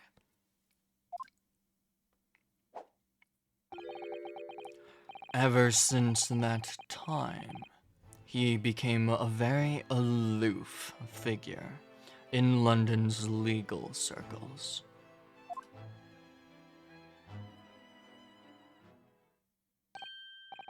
Oh, yes. Lord Strongheart. Go ahead.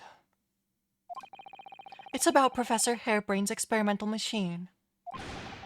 We'd like your permission to examine the remains, if possible.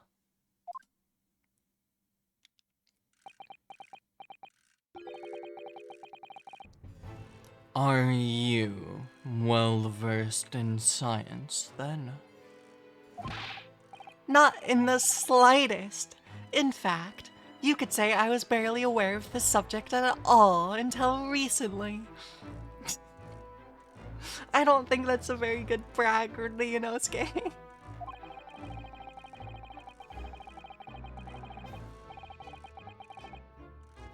Well, the special dispensation, legally preventing investigation of the machine, is currently being annulled. Within a few hours, Dr. Seeth's team of forensic experts will begin their own investigation.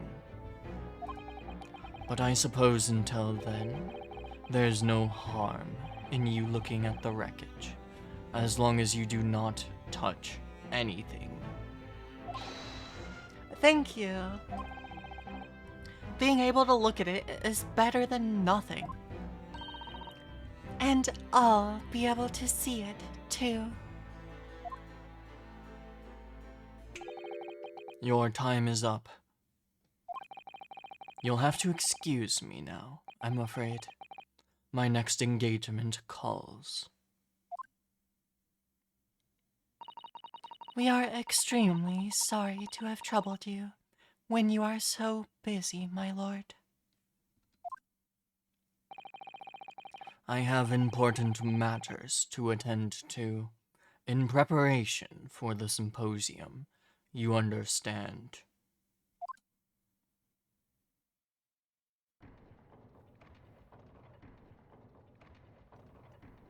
Still find Strongheart's name weird, though maybe you're used to the Japanese/fan translation name. Heart Vortex?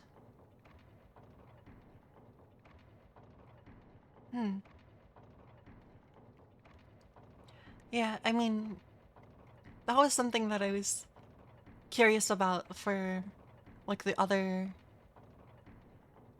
Ace Attorney games, because it's like, I know there's a lot of, like, puns,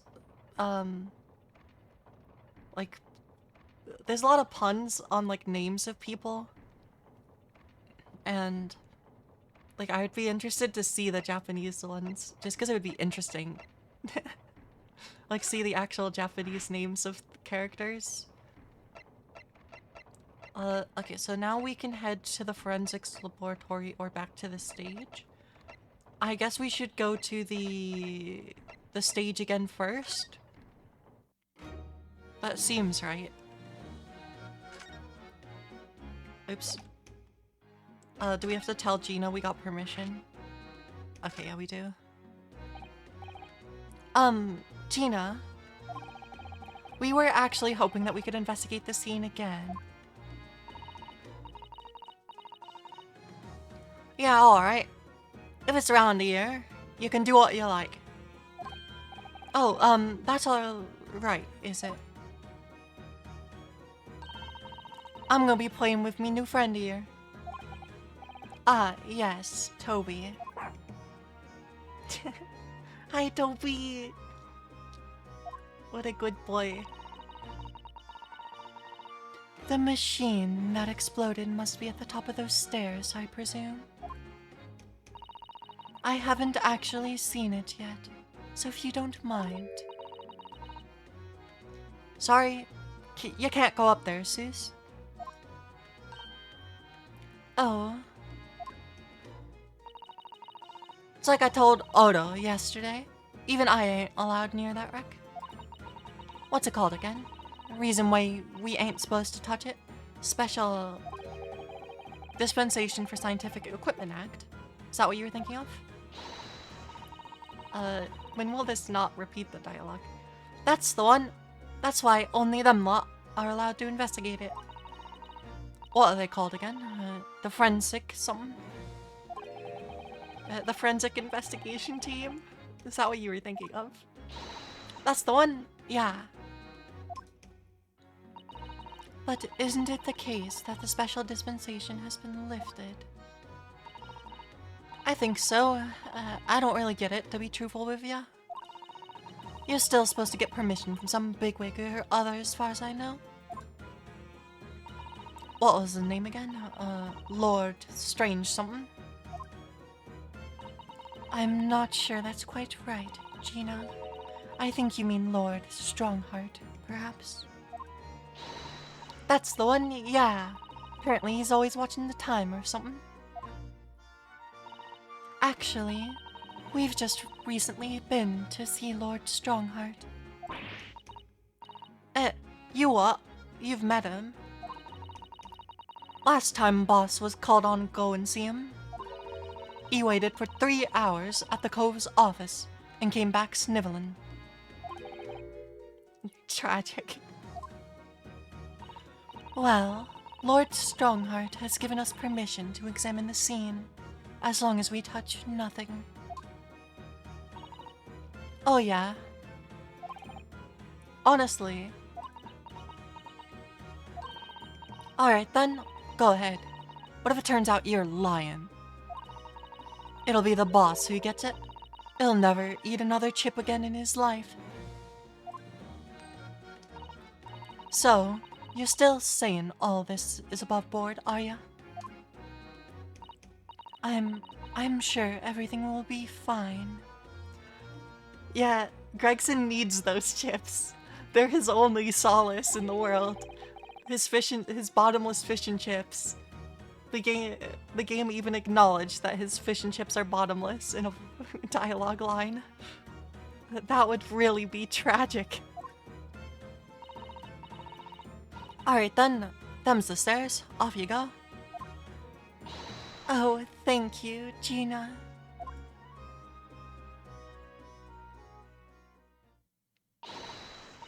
Right then, Otto, leave it to me. Sorry? Oh, she's actually gonna go have Toby follow the scent now. We're gonna get going after that dodgy engineer cove right this minute. Oh, but hang on. Someone's supposed to be on guard duty here all the time. I'm afraid we can't help. We need to get on with our investigation as well, Gina. Oh, right. Oh well, never mind. It ain't gonna be me what gets it in the neck. It'll be the boss. Poor Gregson. Again.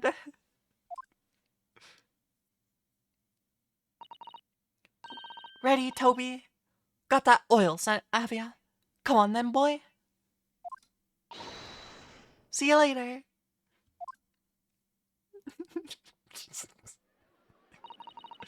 I do hope the scent of that oil leads them to the swindler's workshop.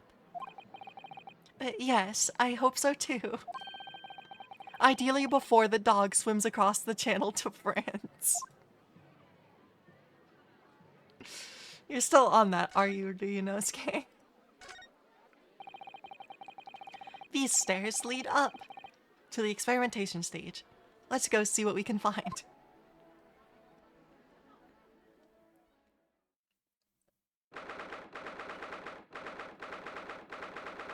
23rd of October. The Great Exhibition Grounds Experimentation Stage. Oh my. So this is the machine that was used to deceive people into thinking instantaneous kinesis had taken place. Yes, that's right. Or rather, it was the machine.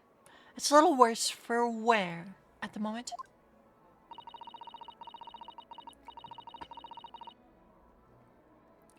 What extraordinary lengths Professor Harebrain went to in order to obtain the research grant. No. The professor was tricked as well.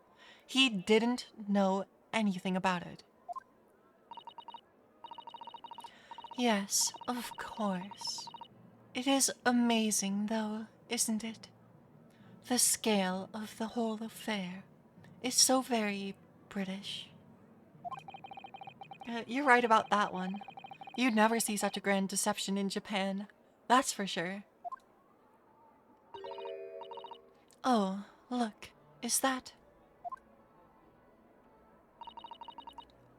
Lord von Zieks? He's here! So... I think we're more or less done here, aren't we? Shall we, Miss Susato? Already? He is the Reaper, remember? We do well to keep our distance, I think. Look, there's nothing wrong with von Zieks. But we have permission to be here. From the top. We're perfectly allowed to investigate this machine, as long as we don't touch anything. He's just standing there, menacingly! He really is, though. From the top. Do you mean Lord Strongheart? Exactly. So we can stay here and stare at this wreckage for as long as we like. She could have been at the center of the explosion here, and it wouldn't have bent her steel will. There's an ad going to play in a second. While it does, I'm gonna go refill my water, I think. And then we'll get to investigating. So, let me switch over the screen. I will be right back. That's the wrong thing to do. Okay. Okay, be right back.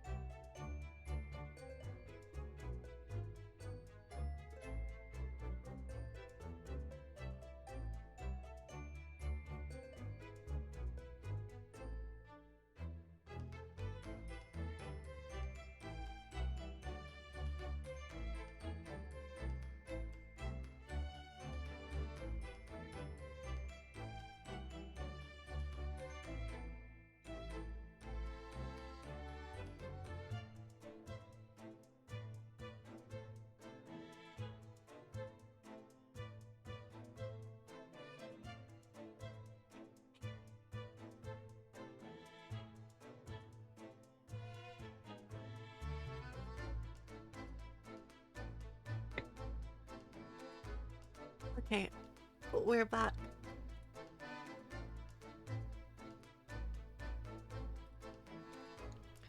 Alright. Now we can investigate this and also talk to Von Zieks. That's good.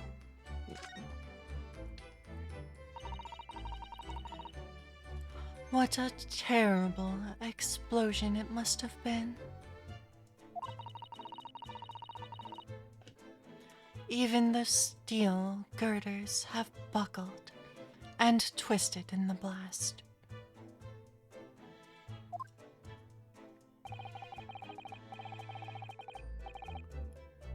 And what they call the birdcage was right in the middle of it all, just here. You know, now that I'm thinking about this like a magic trick,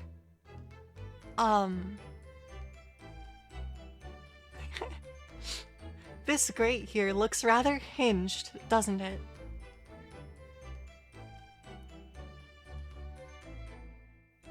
I think this opens downward, the bottom of this.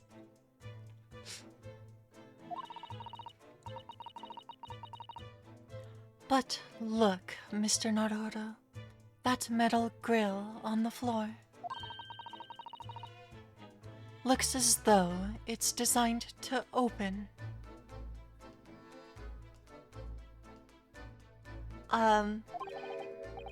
It does, doesn't it?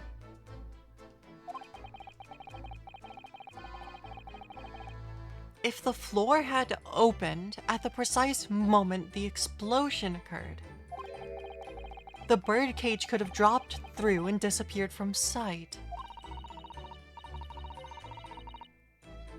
I don't think that there's any doubt this was a very elaborate hoax, is there?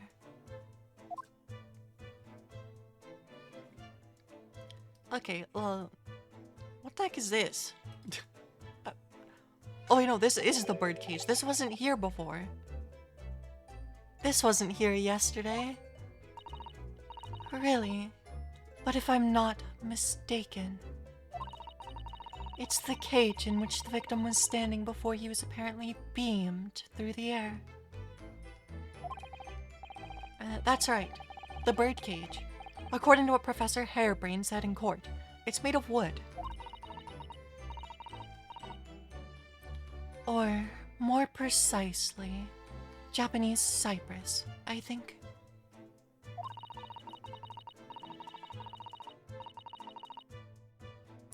And despite having been in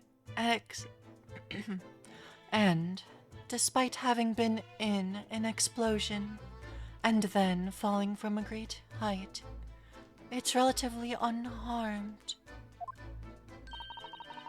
What wonderfully durable construction, wouldn't you say, Mr. Naruto?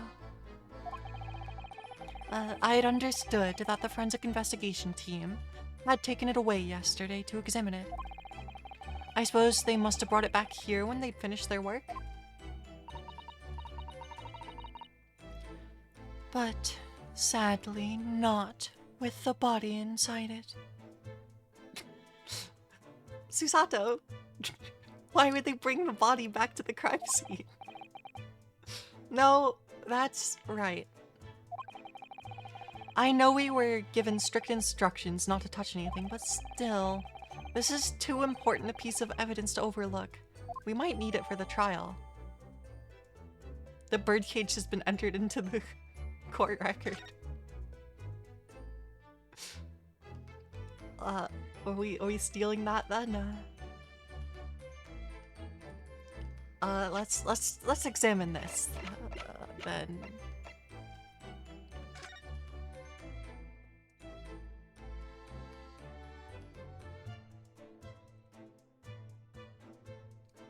To be honest, I don't see any scorch. No one will notice it's gone, I'm sure. Yeah. Ah.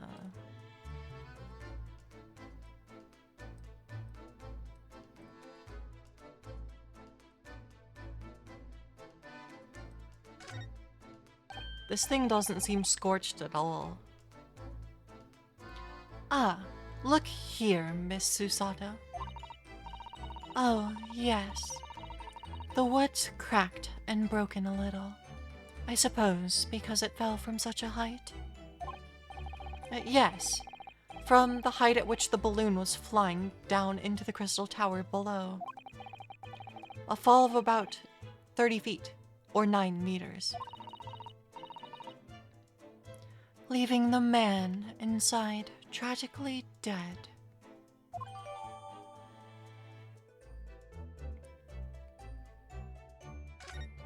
The base is critically damaged. I think that's the only part of this I can examine.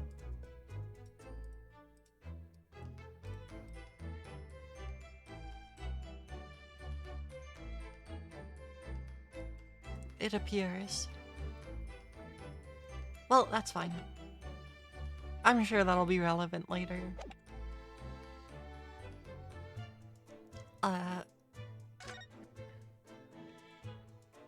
Let's look at this part. Look at that horn-shaped transmitting device. Isn't it amazing? That's exactly what I thought when I first saw it. It makes you think, doesn't it? If only it had just been a normal horn, none of this would have happened. That's almost exactly what I thought as well. I bet I can predict what you're going to say next in that case. You're about to say, nothing ever goes to plan, aren't you? Oh, no. I would never say something like that.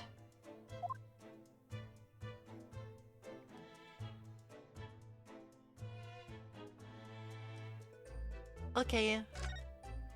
Now we just have to talk to Von Zeeks.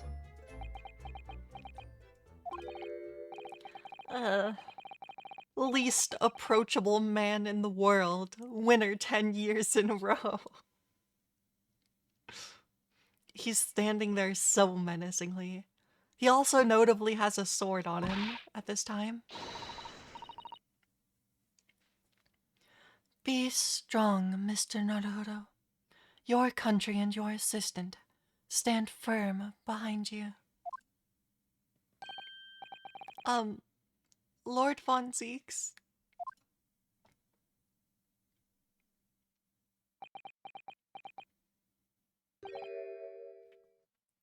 Okay, now I have to do his voice. Okay, 1 second. I gotta prepare myself. I gotta try to get it right. What? That's not quite it. I'll get it. Well, beautiful weather we're having, isn't it?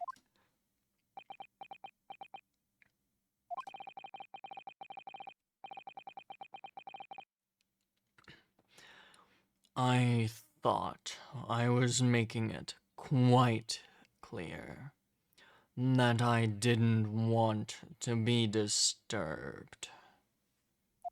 I'm not getting his voice right. Apparently, you Nipponese are unequipped to read the signs. Oh, I read them. So, what are you doing here? Entry to this area is prohibited. Ah, well, the thing is... Lord Chief Justice Strongheart granted us permission to investigate. On the condition that we didn't disturb anything.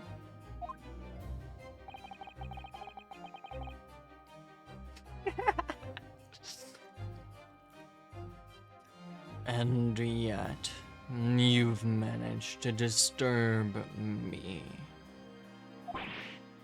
Ah. Never mind. State your business, then. Come to think of it, there are quite a few things I'd like to ask Lord Von Zeeks about. Not least of which is that awful case, even though it's nothing to do with this. Ask away, Mr. Naruto. You won't know until you try. Let's bother him about the other thing after talking about the current case. Are the police trying to locate the engineer, Mr. Drebber, already? Surely that goes without saying. We're very keen to see him found as well. Trouble is, we don't have much to go on aside from the description of the man we heard in court earlier. Which, according to Professor Hairbrain, was of a tall, thin gentleman who has straight white hair and wears a black monocle. So I was just wondering, I mean, I realize it's probably not possible, but, we'd very much appreciate any more clues you can give us. Wow, Susato-san really knows how to take the bull by the horns.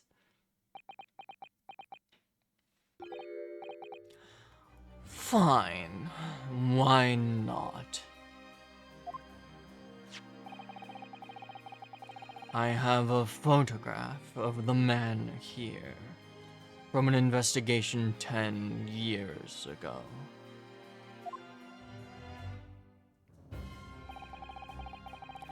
Though it appears he already had that black monocle at the time.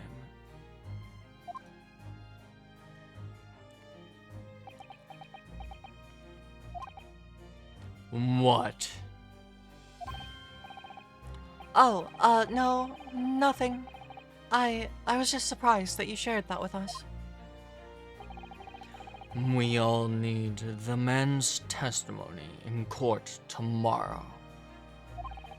Which means we have to do everything we possibly can to track him down in the short time available.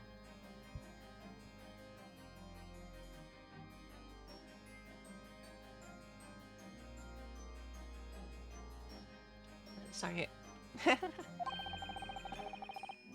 So, why wouldn't I show you the photograph?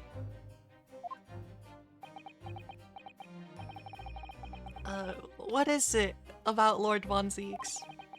Sometimes I just can't work him out at all. The photograph of Drebber has been entered into the court record. Let's take a look at then. This guy doesn't look evil at all. This guy does not look like a villain.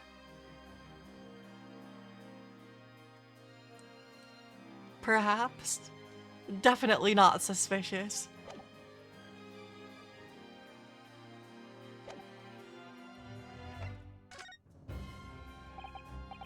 So... Clint... Spot the stand user. So true. It's like, Von Zieks would have one too. Von Zieks is definitely a stand user. There's no way he's not. Was the name of your older brother, I understand, Lord Von Zieks.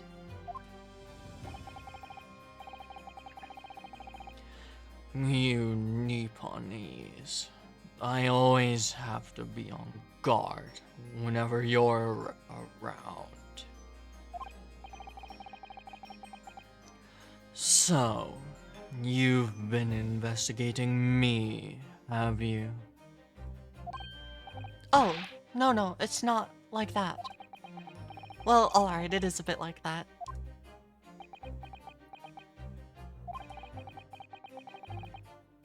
My older brother was also a prosecutor.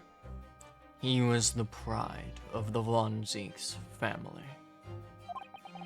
But tragically, a vicious killer took him from us. The professor. you mean?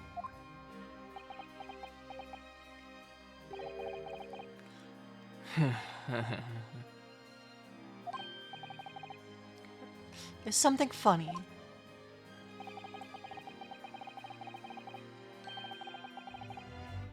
That's the extent of what you've discovered, is it? I shouldn't be surprised. Sorry, there's more to it then? Lackluster work is very much your trademark, isn't it? You're too kind. Are you going to tar all Nipponese with the same brush next?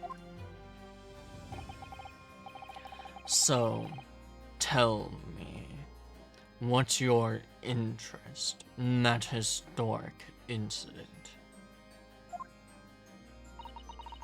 As it happens, Lord Von Zieks, there's a rather curious case that's come to our attention.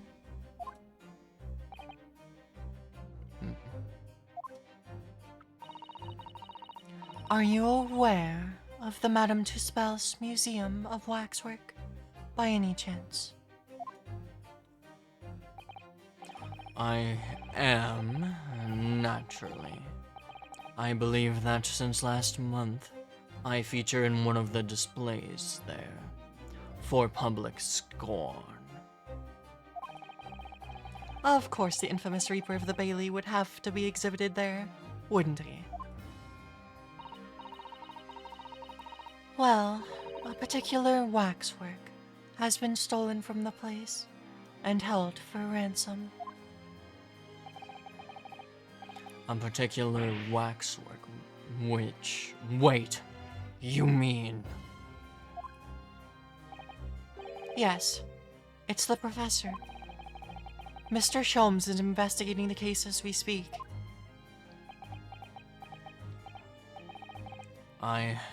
I was unaware of that. He's turned as white as a sheet.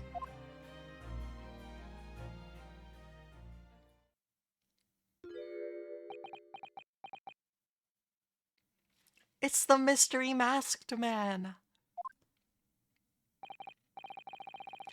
Ah, the file I requested for the trial tomorrow. Thank you.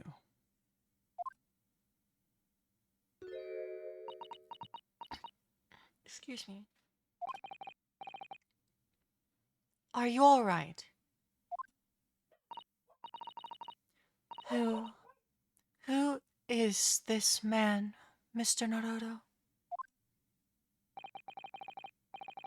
Lord Von Zieks' apprentice, apparently. So I'm not the only one.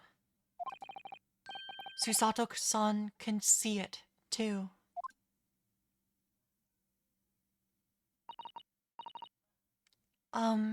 Lord Von Zieks. May we speak with your apprentice for a moment? With him? Why?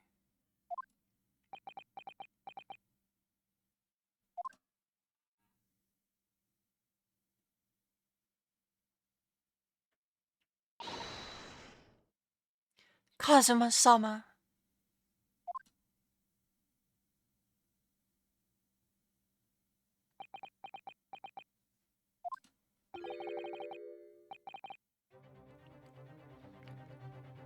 Kazuma?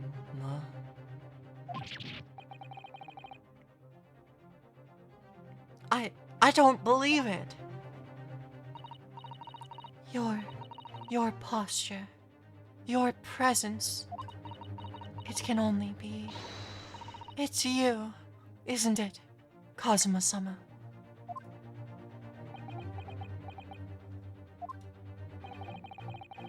I felt something strange the very first time I encountered this cloaked figure. As if I knew him somehow. Can Can it really be you, Kazuma?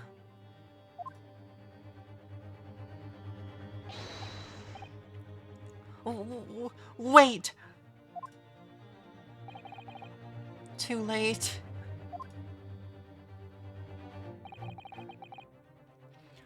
What's going on here?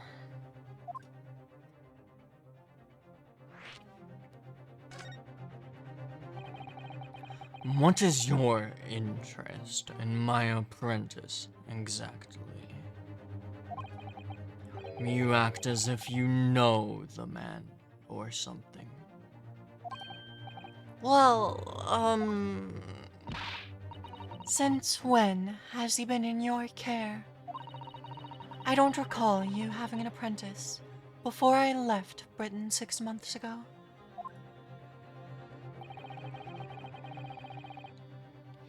Lord Strongheart introduced him to me about 3 months ago now,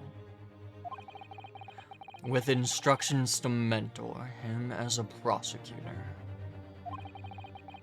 But he didn't tell you why, did he?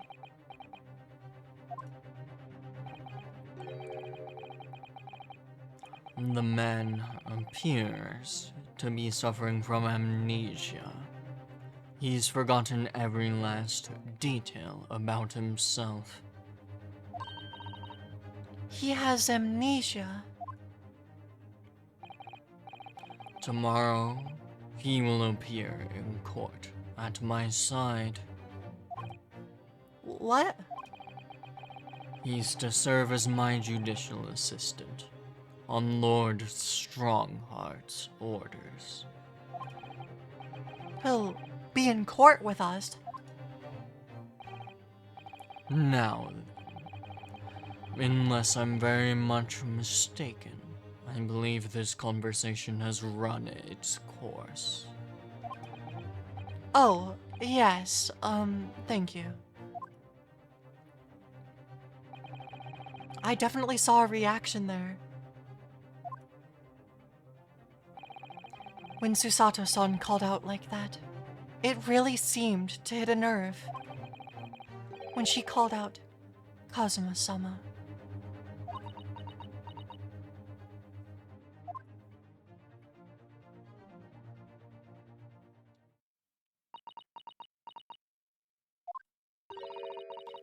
You'd already met that masked man, hadn't you, Mr. Naruto? Yes, yesterday, in fact, at Lord Von Zeke's office. I see.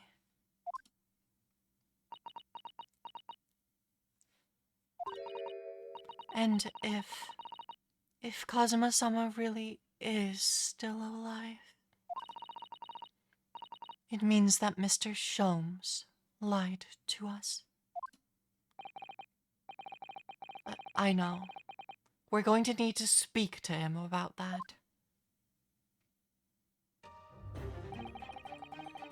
You're going to have to leave now.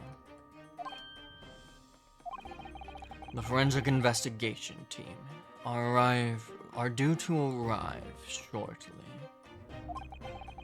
If they find you here, it will cause problems. What sort of problems? Foreign affairs problems. Well, we could do without that. Alright, we'll be on our way. Let's go, Miss Susato. Of course.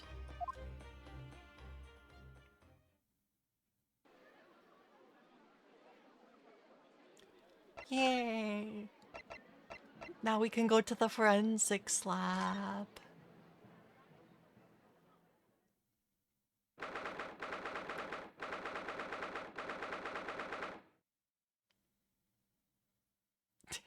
This is not an eerie coroner's office at all. 23rd of October, Forensics Laboratory. I believe this is it. Dr. Seath's laboratory. That chemical smell really assaults the nose. And there's plenty to assault the eyes in here, too. It looks as though the doctor isn't here. But we're here now, so we may as well do some sightseeing. Don't you think? What a seasoned tourist you've become, Miss Susato. We could just have a little look around, being careful not to upset any restless souls. Oh, great.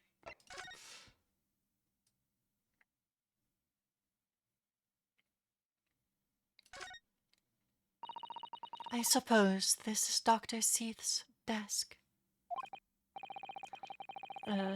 I would not like to work in a place like this. It's very tidy, though, isn't it, Mr. Naruto? I imagine how efficiently she must work. The lighting is poor, which is bad for the eyes, and the chemical smell can't be good for you. Not to mention the skeleton watching over you as you work, which is definitely bad for the nerves. Well, yes. Those are valid concerns, I suppose.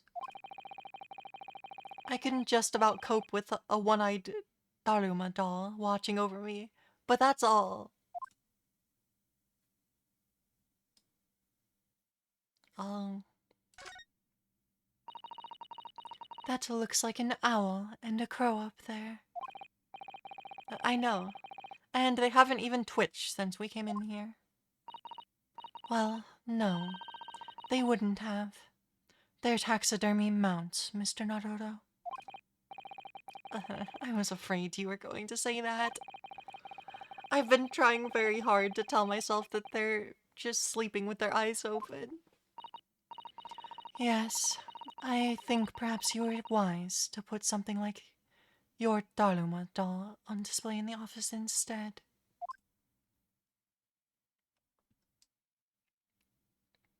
It's a skeleton. Well, look at this. What a magnificent display case. The cherry wood has been polished to a high sheen, and the intricate carving is a joy to behold. Western cabinet makers are really very skilled, aren't they? Do you have nothing to say about the skeleton inside, Mr. Naruto? Miss Susato, can't you tell I'm trying very hard to avoid talking about the terrifying contents of the case? It's how I cope. I'll be sure to remember that from now on.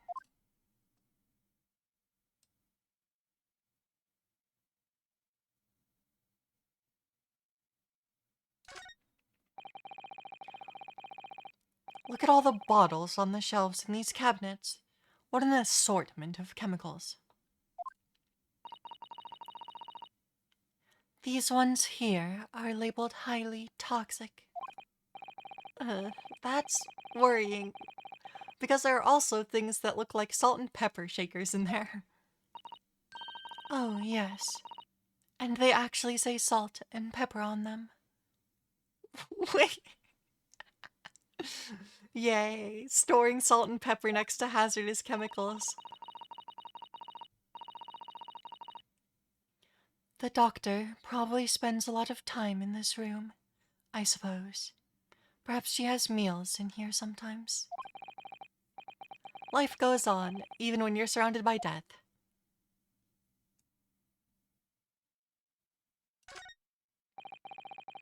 A table and a set of sharp tools. When you consider each in isolation, it all looks quite innocent. So why is it that when you put them side by side, they seem so horribly disturbing? It might be best not to ponder it too deeply. Seeing the large tome that's open on the desk does make me wonder, though. How can anybody concentrate on bookwork with this acrid odor of chemicals in the air? You'd either have to have a cast iron constitution or a really terrible sense of smell.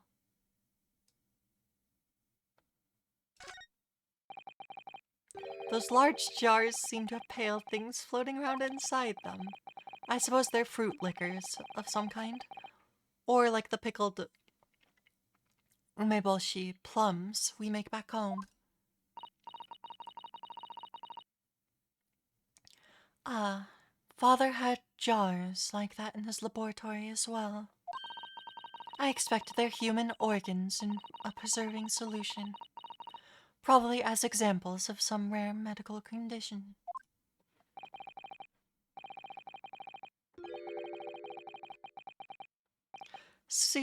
Miss Susato-san, there are some things in this world that it's perfectly fine never to know about, ever.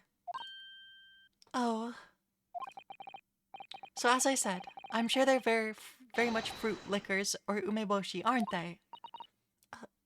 Of course. Read the book. Get in trouble. Look at this thick book here. Ah, it appears to be an accounting ledger. It's a record of the forensic investigation team's spending, I think. Oh. What is it? It's clear that the team purchases various equipment and supplies on a monthly basis, but, well, one entry seems rather strange. Really, what is it? They're buying 500 scalpels every month.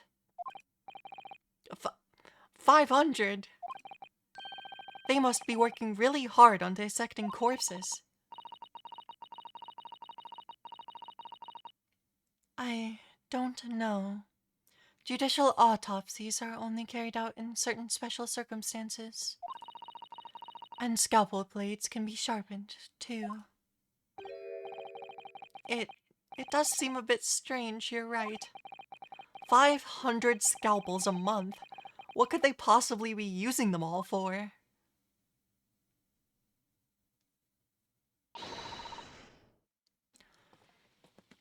I'm assuming this is the doctor.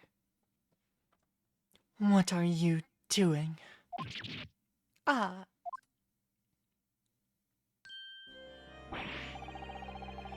Sorry, we had something we wanted to ask you, but you weren't here, so...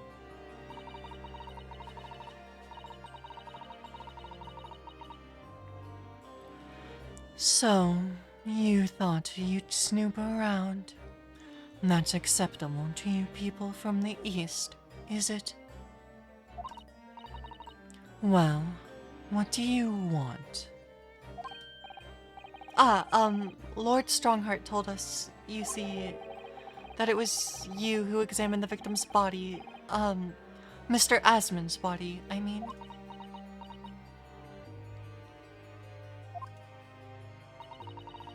So we came to ask you about your findings. On Lord Strongheart's advice.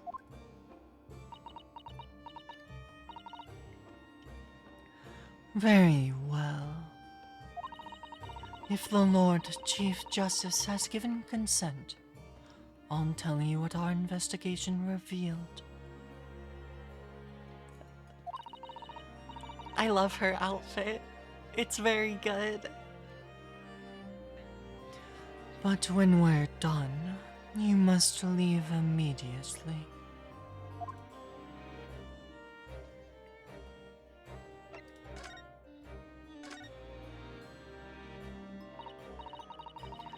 So, you want to know what the forensic investigation team determined from its examination of the scene?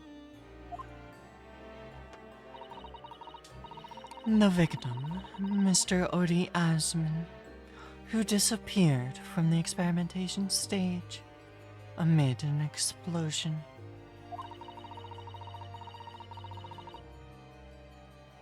And the Asman who appeared moments later, partway up in the Crystal Tower, were without question one and the same person. That is the team's conclusion. But that can't be right.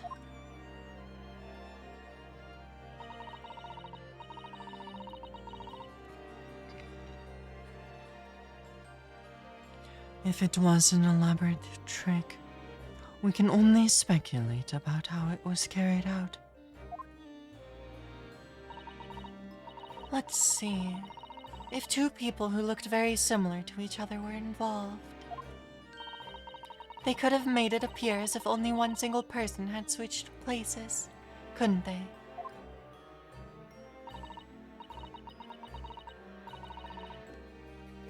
Very true. But sadly, in this instance, that was not the case.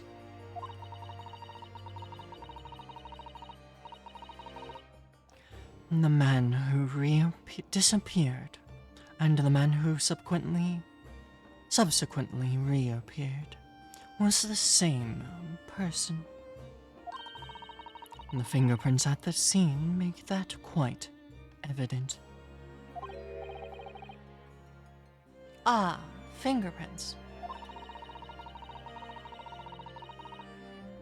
They're not yet officially recognized as forensic evidence in the British justice system. But on one day, they will be used as an investigative aid, as a matter of course. Oh my, but that would mean that the instantaneous kinesis actually took place. So, where does that leave us?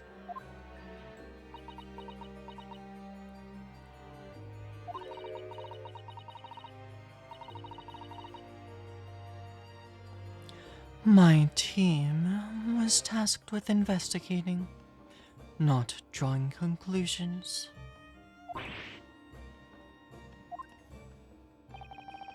Instantaneous kinesis is impossible, and yet the body did move from one place to the other. This hasn't cleared anything up at all. It's made the whole thing even more of a mystery.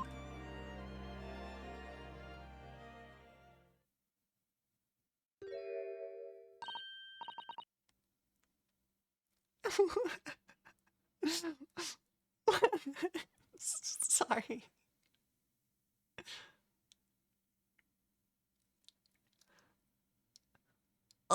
I'm trying to decide what kind of voice to give her.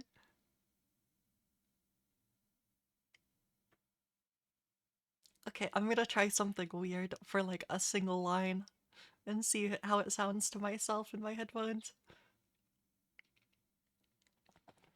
Mama, what's this? Ah, where did she spring up from? And did you just call the doctor Mama?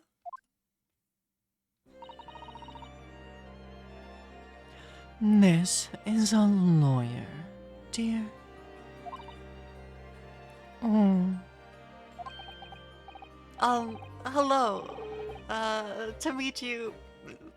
Pleased to meet you. Yes, I'm a defense lawyer.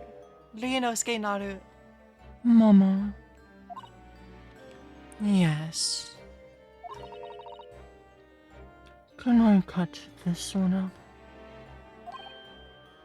What?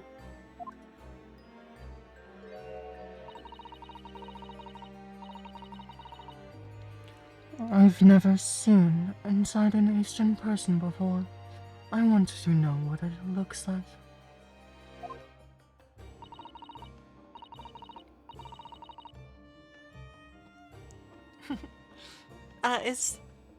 Is that like understandable? By the way, on my end I can understand it mostly, but it is definitely very muffled. But she's wearing a gas mask, and I think it's really funny to do it the voice like this. So bear with me. Of course you can't. It's a live specimen, as you can very well see.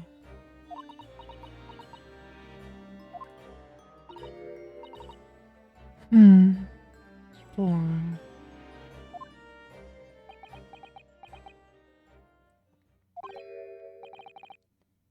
I think I just had a near-death experience. Oh dear, Mr. Naruto. You're as pale as a corpse.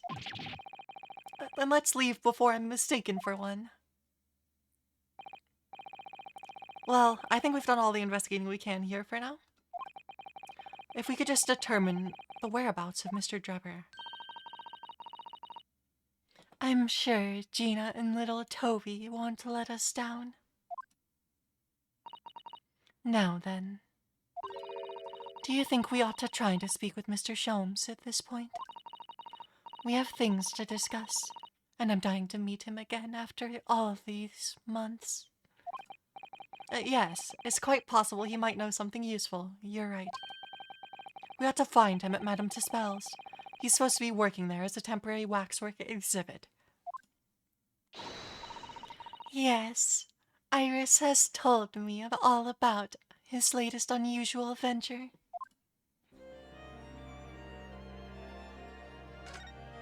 I like her though. So, what are you doing at the moment, Doctor?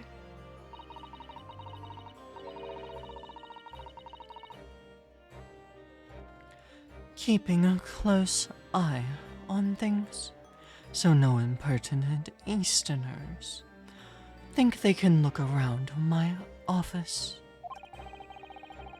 Are there such impertinent Easterners around? How terrible. Yes, you. She doesn't mince her words, Miss Susato.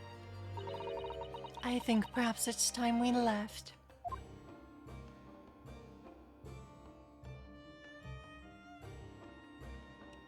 I like her though. I wonder if she's gonna testify. Madame Tusspel's. The 23rd of October.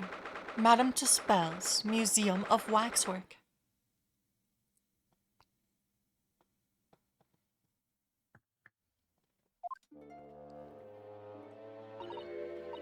Oh my. No wonder it's called the House of Horrors. I'd like to turn on my heels and go straight home via the confectionery. Being scared makes you crave sweets. I can understand that. But you know, there's something about that waxwork over there.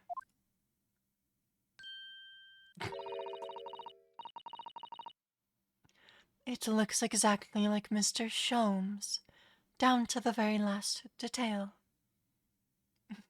It's just... With this outfit, like, he doesn't even look like he belongs there. It's so good. It's just like... I don't think you're quite wearing the right thing, Mr. Sholmes. Ah! What is it? Oh, sorry, I think you'll find. That's the temporary waxwork himself.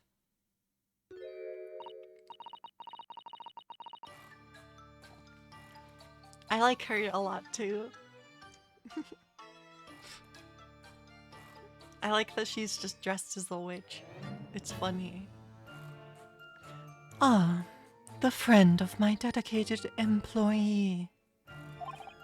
Oh, yes. Hello again. It's Ryunosuke.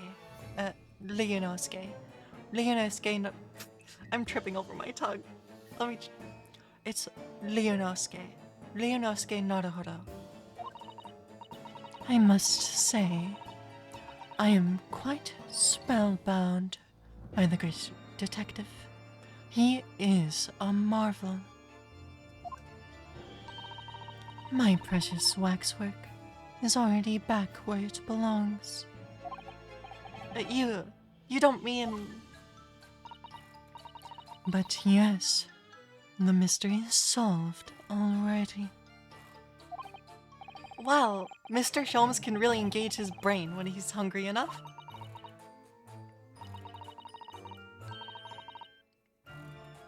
So, as you can see, he has returned to his habitual duties.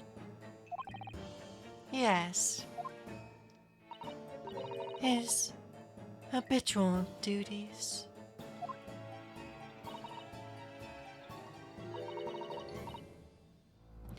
Allah, do not disturb.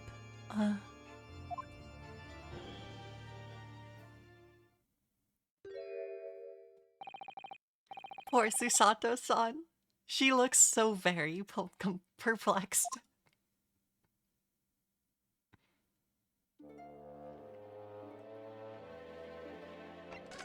Let me see. Let me see. Ah, yes. The heavy curtains in the middle of the House of Horrors. Whatever's on the other side of them, you just know it's going to be terrifying, don't you? The sign says that it's the Madame Tuspel's special exhibit.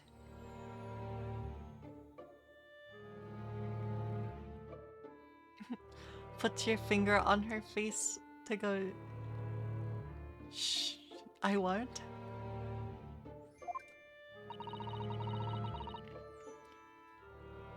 Very good. It seems you have to pay extra to go inside. I know, can you believe that?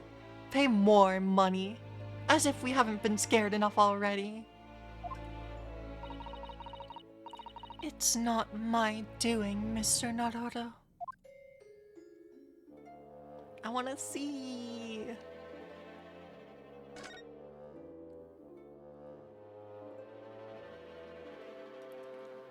But yeah, I am curious what she has to. We really do need to speak with Mr. Sholmes, and I am longing to see him, to say hello again. But where is he?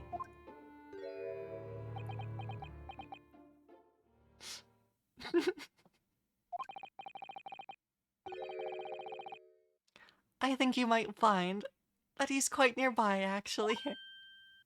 Oh. What do you... Indeed, my dear fellows, it is I, the world-famous great detective and waxwork, Herlock Sholmes.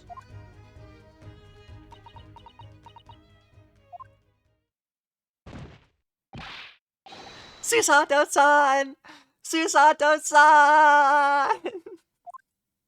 She fainted. She was so shocked. She passed out. My most humble apologies. I thought I'd died and gone to eternal paradise for a moment via London.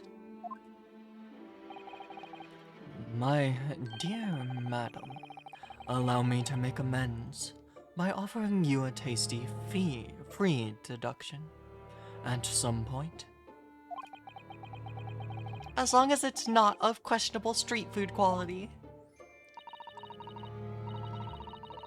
I don't understand. Why are you working as a waxwork, Mr. Sholmes? Merely a secret identity, you understand? Though the case is largely solved now. Largely solved? We're talking about the waxwork abduction, I presume? Indeed we are, my good fellow.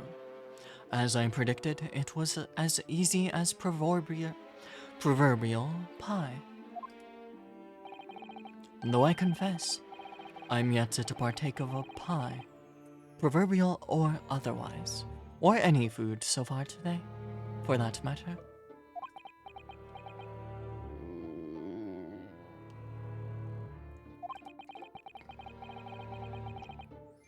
That stomach rumble echoed around the whole museum. So how did you manage to solve it so quickly? Excuse me. Ah, well, do you remember? I said it was largely solved. Anyway, I simply negotiated with the culprit. Are you familiar with the so-called telephone?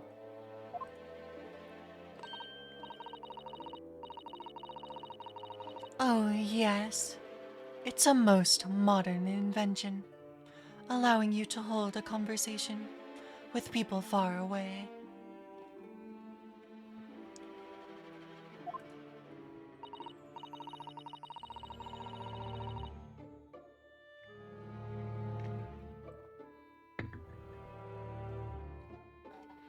In Japan, only the imperial capital and a handful of other cities are connected as yet. This morning, a telephone call was received here from the perpetrator of the abduction. As such, I was able to negotiate terms, and in the end, the waxwork was returned. That's amazing. Just between you and I, it would appear that the culprit had always intended to return the stolen waxwork in any event. Oh, but I thought whoever was responsible had demanded a ransom. No? Yes, I think perhaps the ransom demand was necessary to avoid unwanted suspicion regarding the true motive. But does that not mean your negotiating was entirely unnecessary?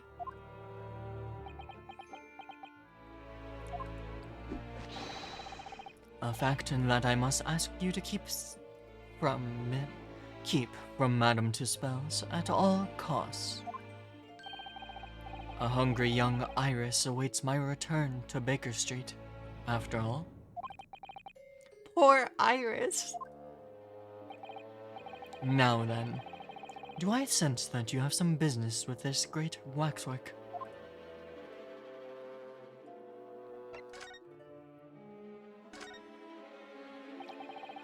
We're here in the process of trying to track someone down. Oh,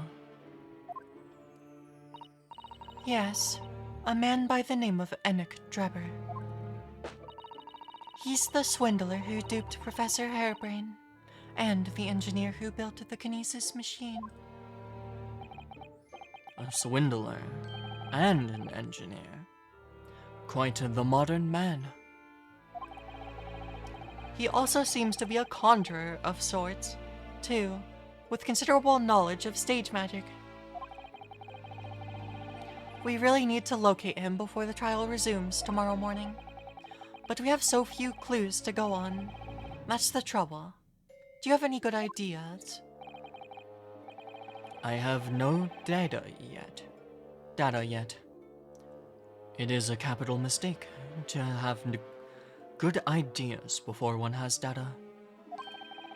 If I knew something of the man's appearance, at least, I may be in a better position to help. Yes, Drebber's appearance. Fortunately for you, however, presently I have little to occupy myself, and little to fill my stomach. As soon as you find any clue, no matter how small, I should gladly give you my thoughts on it.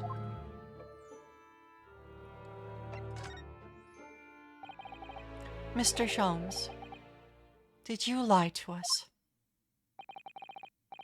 My dear Mr. Naruto, stay that piercing stare. What is this about? Last winter, when we were first on our way to Britain aboard the steamship,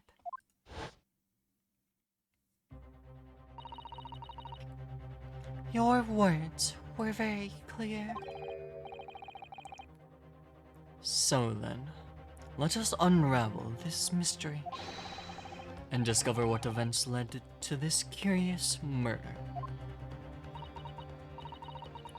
You told us that it was murder, and you examined Kazuma-sama's body. Indeed. And wherein lies the problem? We met him earlier today. The victim, Kazuma Asogi.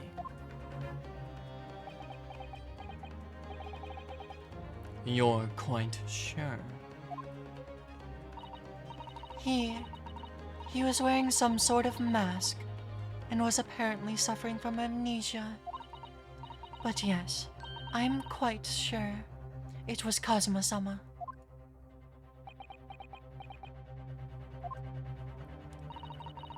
You must have known at the time, Mr. Sholmes, that he wasn't actually dead.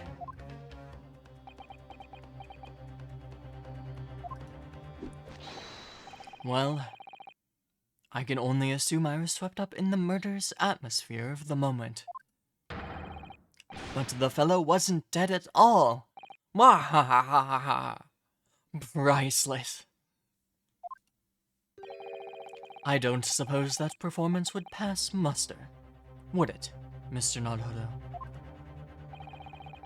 I could believe that the crewmen present at the time made a mistake, but not you, Mr. Sholmes. I will now tell you something of the first importance, my dear fellow. Great detectives are wont to lie. It will serve you well to remember that. Please, Mr. Sholmes. Tomorrow in court, you will find yourself on the threshold of a very great mystery.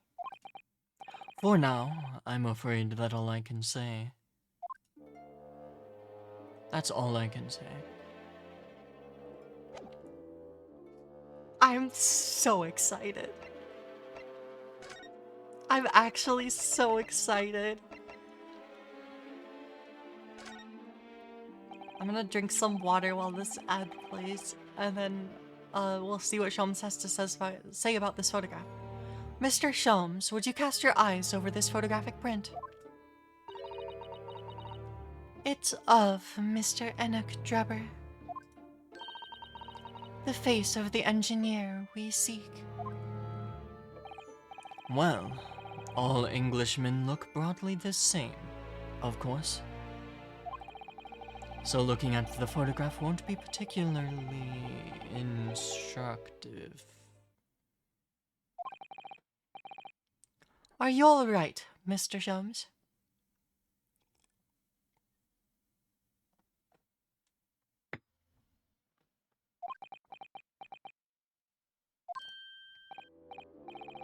Ah, yes, forgive me.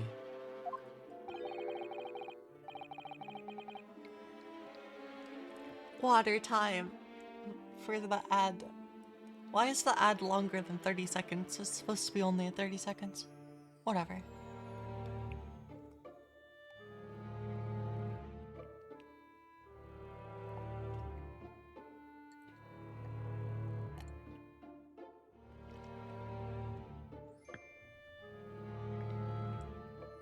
Okay. Now, I believe I can continue. Very interesting. This? Very interesting indeed.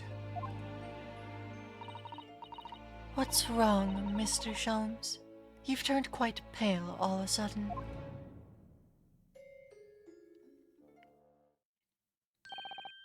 I have a suggestion, Mr. Naruto. Will you indulge me? Oh, well, what is it? As I explained to you when you arrived, the missing waxwork has been returned. And I personally reinstalled it in the exhibit from which it was taken, behind those thick curtains. Oh, yes. The Professor exhibit, isn't it? Would you like to see it? For a mere 5 shillings. That's a special one-time only price. You understand. What? The opportunity won't come again, I might add. Wouldn't you like to see the fruits of my labor? I so desperately do. Oh, well, we do have a rather pressing investigation to carry out. Perhaps we could postpone. The price is very reasonable, 5 shillings. I think you'll find it's well worth it. Are you being quite serious, Mr. Shelms? Ew. What's that for? Did I do something wrong?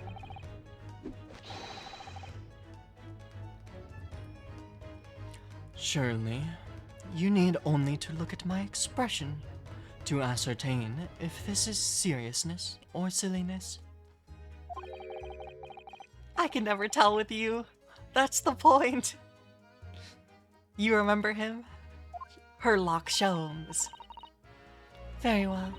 It couldn't hurt. Here's your 5 shillings. Gratefully received. I have a suspicion about what's going to happen here. So, the special exhibition awaits you behind the curtain. I invite you to peruse it at your leisure.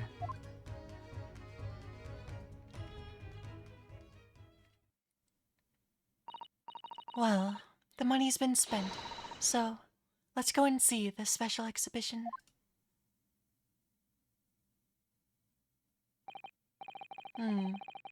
Through these heavy curtains at last.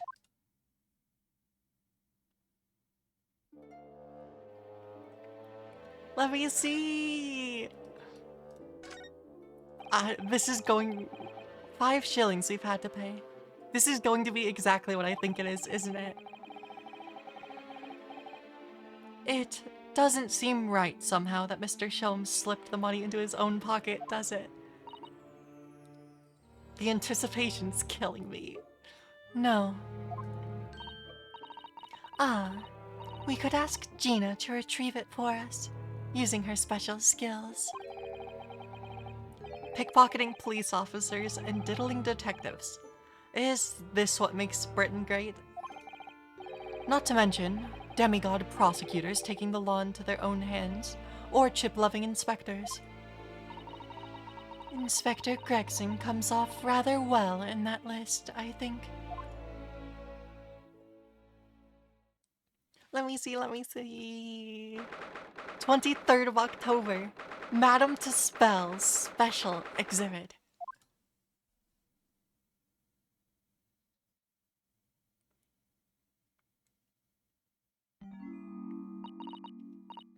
Oh dear. I felt a shiver run down my spine as soon as we walked in here. Miss Susato, I say we turn on our heels and go straight home via a really big confectionery. We certainly can't do that. We've already paid 5 shillings. True. Actually, now that I'm looking a little more closely, we've paid good money to see an exhibit that's clearly incomplete. The nerve of the great diddling detective is far more terrifying than anything else in this place. This must be what Mr. Sholmes meant when he said the case was largely solved.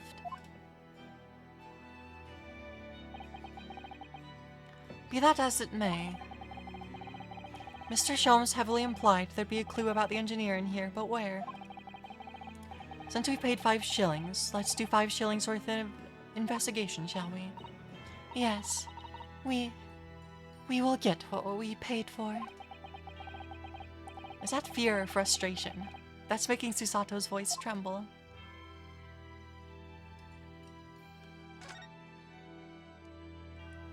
Okay, let's ignore this very strange gentleman.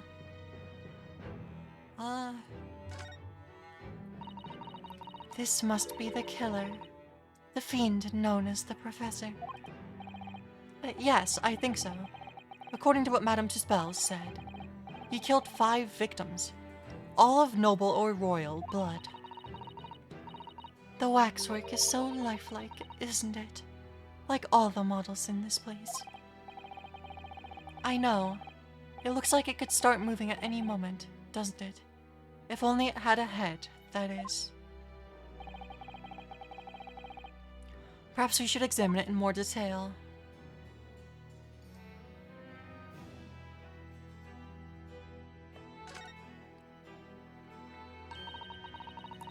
So this is the condemned man. Yes, the so-called professor. Then, perhaps,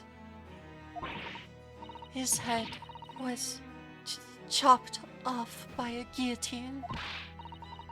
But, unable to find his piece, he emerged from his grave, a headless ghost. Do we have to entertain such terrifying ideas, Miss Susato? Anyway, I'm sure the model had a head once. There's a metal fitting for it, see? Then, perhaps Mr. Sholmes absent-mindedly forgot to reattach it. That's an extremely absent-minded detective you're describing, isn't it? Or perhaps the thief absent-mindedly forgot to include the head when he or she returned it to the museum. And that would be an extremely absent-minded thief. Could there be some reason why only the head hasn't been returned? Well, whatever the reason. It means we don't know what the face of the infamous professor looks like, do we? Oh. There's something caught inside the convict's jacket here. It's like a piece of broken glass. And quite a big piece, too. It's very thick, isn't it? About 5 times thicker than normal window glazing, I'd say. Where could such a thick piece of glass have come from, I wonder? I suppose it must have been made thick to increase its strength. But why? Well, perhaps because the glass had to span a particularly wide area, such as a big building, for example. Ah, well, we've seen a large glass building recently, haven't we? And some of the glass was broken too.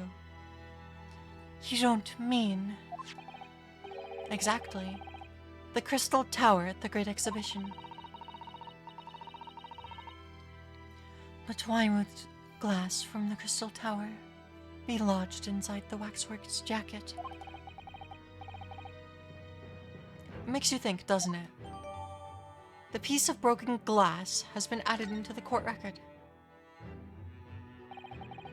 Earlier in court, we established that the kinesis experiment was a trick. And now we discovered this fragment of glass here in this waxwork. Is it just a coincidence?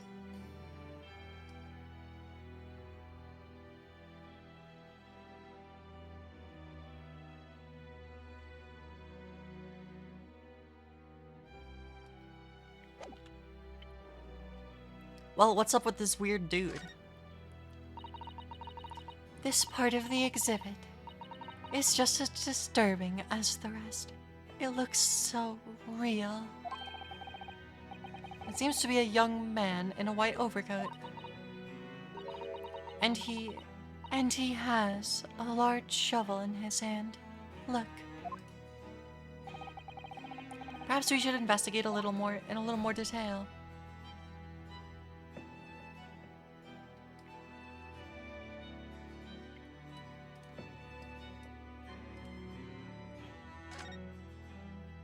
Wait, was I supposed to rotate the other guy? What a large shovel. He's holding it rather ominously, isn't he? What on earth do you think the man with this shovel in a graveyard in the middle of the night was doing? Miss Susato? Yes. That's a spade, isn't it? No, it's a shovel. No. Shovels are for digging. That's for scooping up loose material. It's a spade. We've been through this, Mr. Naruto. It's a shovel. No. Although, we haven't considered trowels. We've allowed ourselves to be distracted, I feel. Perhaps we should concentrate on what the man was doing with the implement. So we're going to bury the hatchet. You're right, though. What was the man doing in the graveyard in the first place? That's the real question.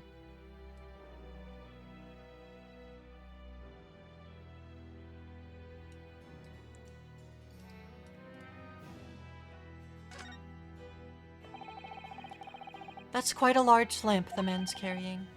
Or is it a lantern? It's not unlike a Japanese chochin paper lantern. Actually, is it? Lamp, lantern, chochin.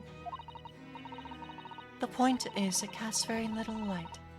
To be walking alone in a graveyard at night with only this. Well, I certainly couldn't do it. I'm not sure I could visit a graveyard at all. Even in broad daylight, to be honest.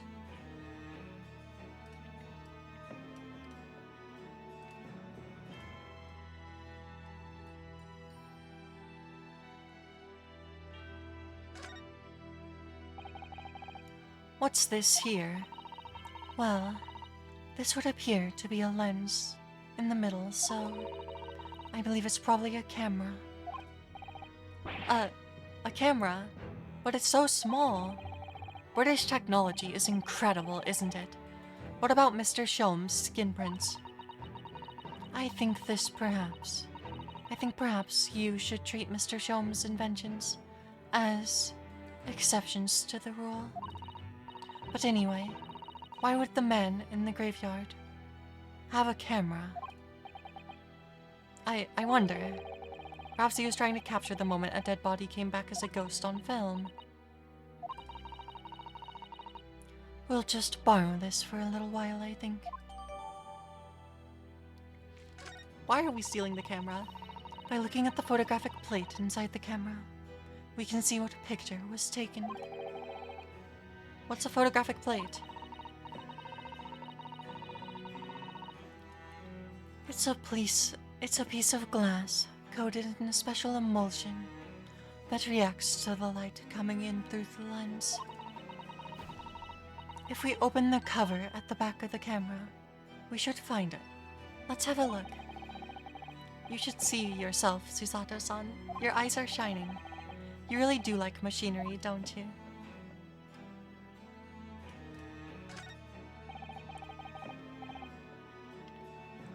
I can't see his face very well. Can you? Perhaps if I just... Oh. Do you think you should be manhandling the exhibits, Mr. Naruto? I'll put it back exactly as it was, don't worry.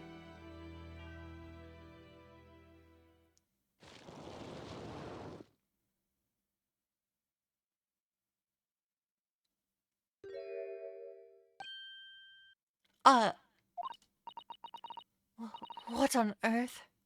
How can... I don't believe it.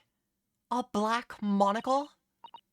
Mr. Naruto, is it possible that this man is... Yes. It's Enoch Drebber. The color of his hair is different, but it's unmistakably him.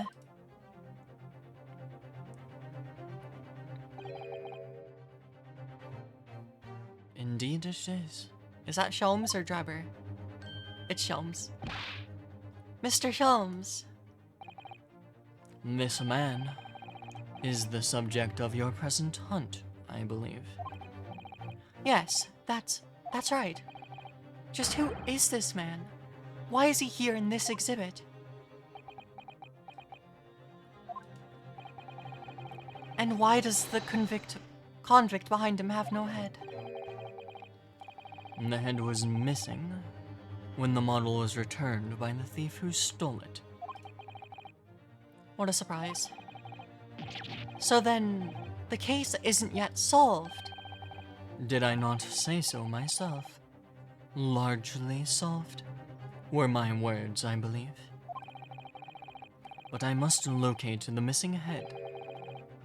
Tode suite, as Madam would say, or I'll be in grave trouble.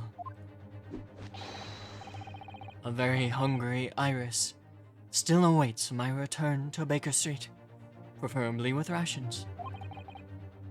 Ah. Do you know, though, something about this room is strange.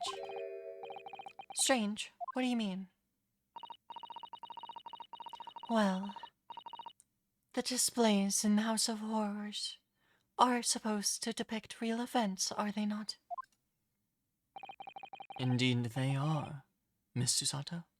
Do go on. And, as terrifying as they are, the scenes in the other exhibits are believable. But this one... This surely couldn't ever have really happened, could it?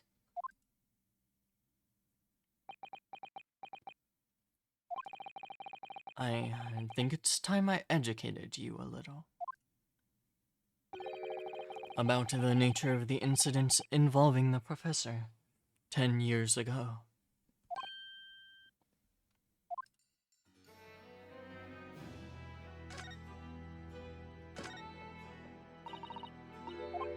Sorry, I thought I should check if I should rotate him.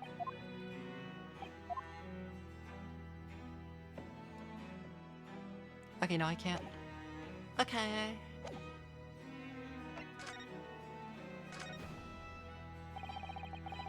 I believe I told you a little about the professor yesterday, did I not?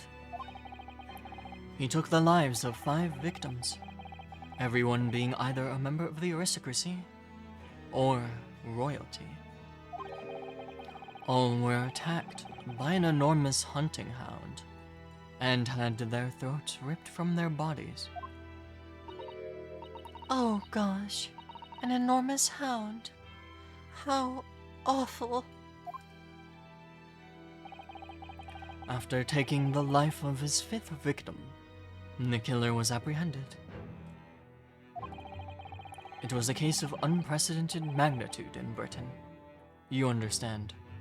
Accordingly, the professor was tried in a closed court. No members of the public were permitted. A closed court. So you mean that the professor's identity... As you've surmised, my dear fellow, his identity was never made public. Naturally, he was found guilty and was summarily sentenced to death by hanging. He was buried in a grave at Lowgate Cemetery, which adjoins the rear of the prison where he had been held. However, that was not the end of the affair. Oh, The very night that he was buried, the convicted man came back to life.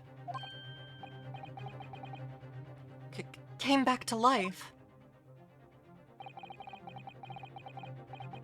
He clawed his way out of the ground and emerged into the moonlit graveyard. The exhibit here depicts that very scene, as described by the sole witness to those chilling events. There was a witness.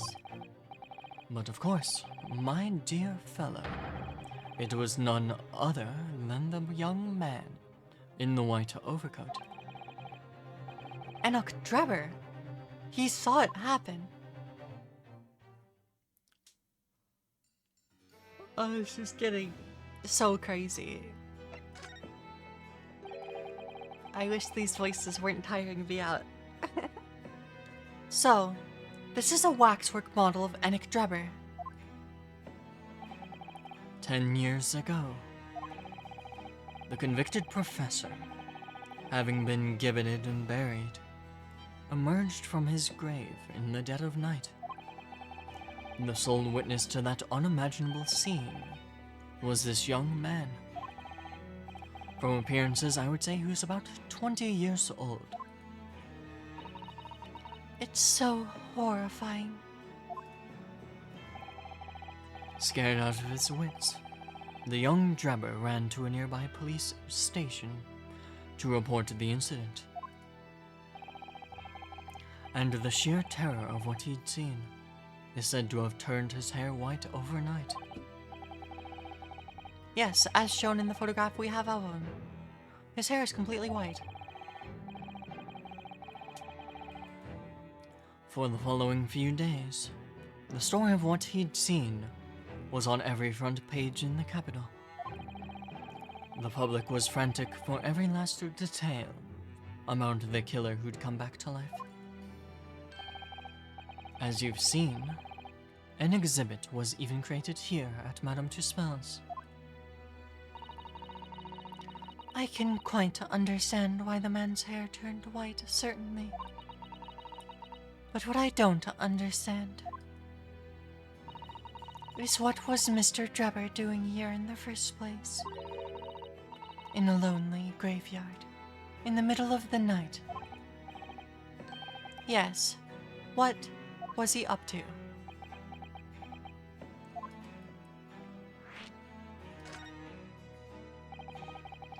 The professor's acts of terror threw London's upper classes into chaos, into complete panic 10 years ago.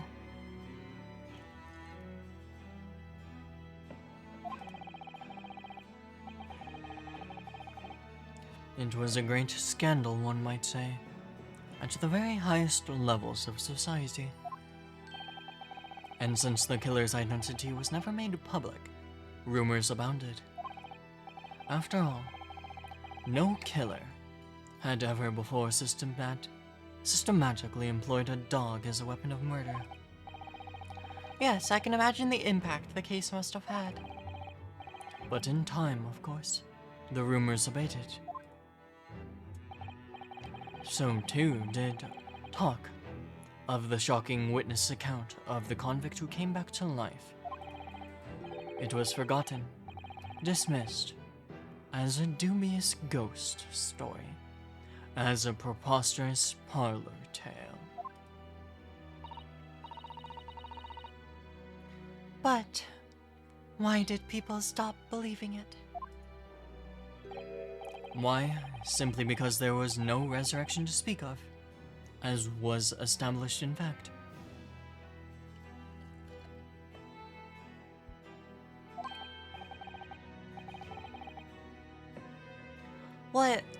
What do you mean by no resurrection? The police investigated the grave in Logate Cemetery and published their findings.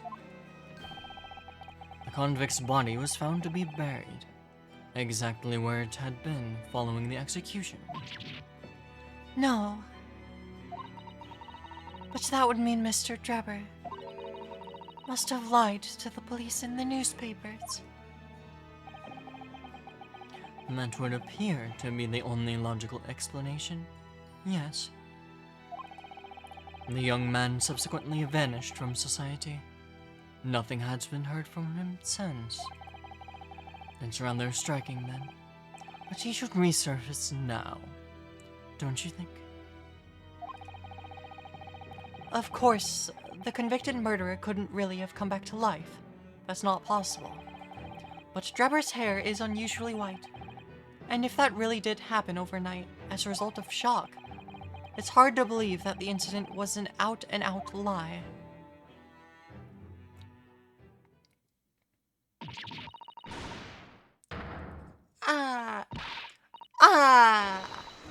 Oh, what the bleeding Nora, Odo? What have you gone and done? Gina, what are you doing here? I asked Iris, and she said this is where you ought to be, so... Gina, not so loud in the museum.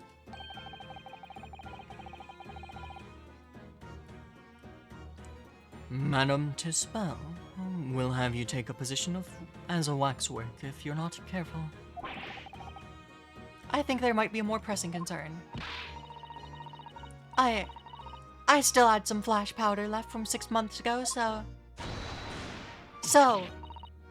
All right, Gina, we understand, but please, put down the gun.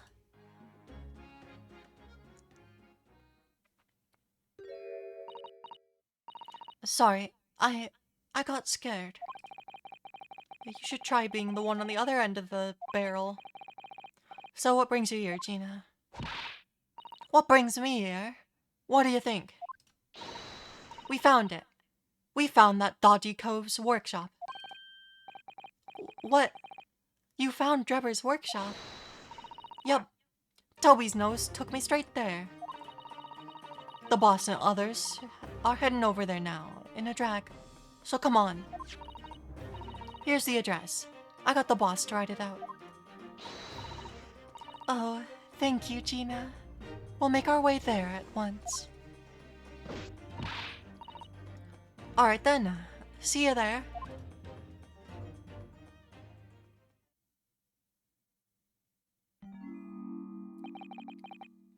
You go. Don't mind me. I'll just stay here, being still. What? I know my place. In the exhibit over there. Oh dear. Someone is feeling sorry for himself. Let's go, Mr. Sholmes. You're going with us. Your words hearten me, I must say. But if I were to shirk my duties here, Madam would have me pay monetary recompense, and Iris's dinner plate would be empty. Forget that. I'll pay for everything. Then there's not a moment to lose, my dear fellow. I shall hail a carriage at once. No offer to share the cost from Mr. Sholmes, then. I shall gladly pay half, Mr. Naruto. Thank you, Mr. Sato. Right, let's go.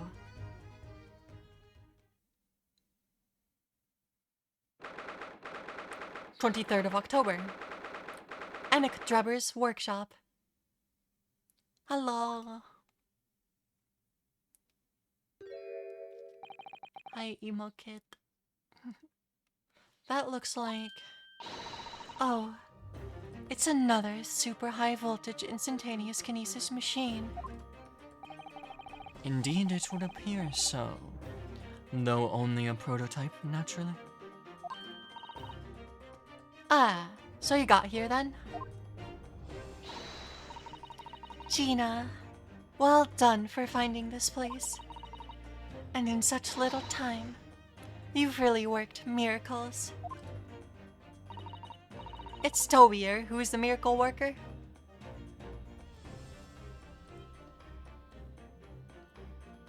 What a good bully. Good job, Toby.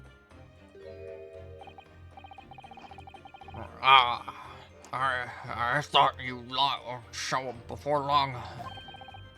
Hello, Inspector. That's one knitted brow. He looks like he's eating a lemon, not a bag of fish and chips. So, Inspector, is there any sign of the engineer? Sadly not. We didn't find a soul in here. Oh, what a shame. Well, thank you for letting us know about this place and giving us the chance to investigate. According to what Gina tells me, we only found it thanks to a clue you lot turned up. Wouldn't want to say go to Paris. I wouldn't want to say go to Paris with the debt of gratitude unpaid, now would I? Thank you. Anyway, if you're hoping to snoop around in here, I'd get cracking. Lord Von Zeeks and the forensic investigation team are on their way here as we speak. Then I get them again. I imagine you got the picture by now. They don't take too kindly to lawyer types. Right. So then, my dear fellow, let's turn this place upside down while we have the chance. And you, Sholmes. Pardon? They take even less kindly to great detectives than they do lawyers. Ah, ha ha ha ha ha ha. Very droll, Gregson. Very droll. But you may consider me nothing more than an inconspicuous waxwork model. Alright, then. Let's see what we can find in here.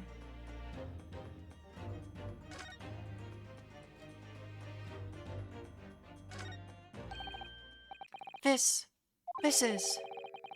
is a European-style quiver of arrows with steel bolts inside. Oh, do you suppose? Crossbow bolts and these. And just the right size for that bow you lot turned up at the exhibition grounds. In other words, Yup. That's more than enough evidence to support your theory. It all goes to show that Jabber was the one pulling the strings behind the scenes of the whole scam. the details of the crossbow have been updated in the court record. It belongs to Mr. Drabber.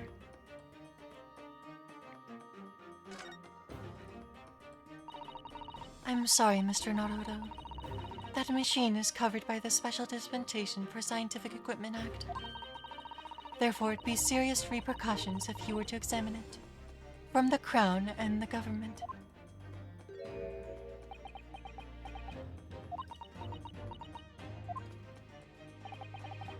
Well, those two don't seem to be holding back.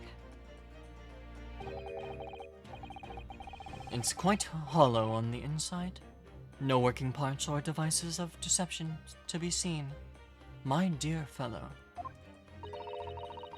No loose change dropped on the floor, nothing. Not even a bone for Toby here, my dear fella. British people are very much ruled by their own ideals, aren't they? I think that's just what these two...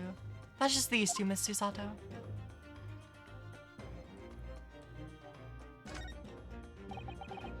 This door doesn't want to open. Yeah, looks like it's got a pretty hefty lock on it. There's a specialist locksmith on his way over from the yard, so hands off till it gets here.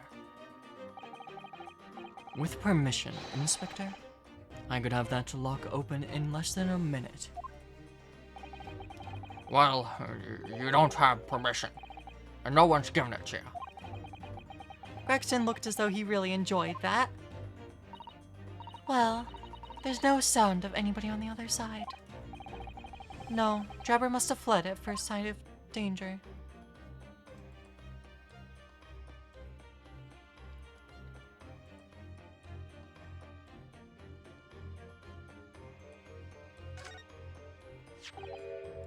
Ah, this appears to be most interesting. Yes, most interesting indeed. Wouldn't you say? It's an impressive looking back massager, that's for sure. I've no doubt that if you hit your shoulders a few times with that, your aches and pains will soon go away. It's a trophy! It's a Royal Society trophy for excellence in science. A young scientist could wish for no higher honor. Ah. Would you like a massage? No, I'm fine. Thank you. I had no idea it was such a grand thing. I think it's becoming increasingly clear that there's much more about this Mr. Enoch Drabber than conjuring tricks. I couldn't agree more, my dear madam. And how about you, Mr. Naruto? Wouldn't you like to take it with you? For your tired shoulders, of course. He's not going to let that go, is he? It's curious, though, isn't it? You would expect such an important trophy to be proudly on display, somewhere not haphazardly cast aside. English gentlemen can be quite a mystery at times. The science trophy's in the court record.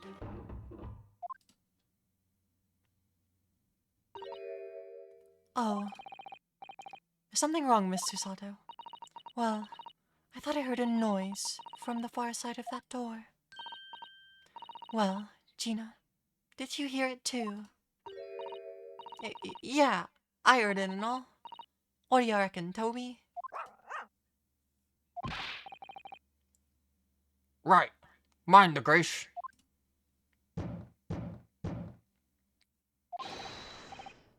Whoever's in there, open up. This is Scotland Yard.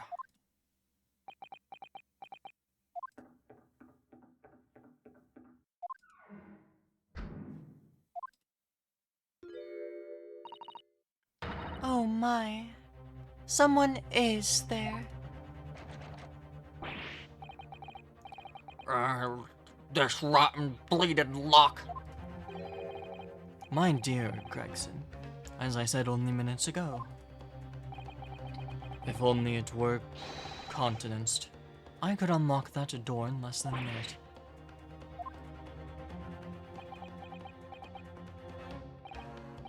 Fine. I'll take the rap for it. Just get us through that blasted door. There, you may enter at will. You've confused minutes with seconds, I think. Time is of the essence, I feel. What are we waiting for? Nothing for it, I suppose. This is an emergency.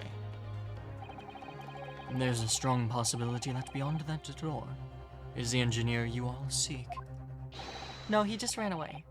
Be prepared for action, my dear fellow. Yes.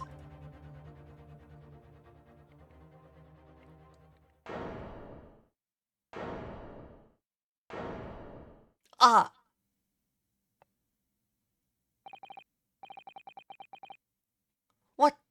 What's happened in here? Why is everything upside down? Rats. There ain't no one in here after all. Oh god. Oh god. But there must be. It was only a few moments ago that we heard those noises. Maybe that was the sound of Drebber running away.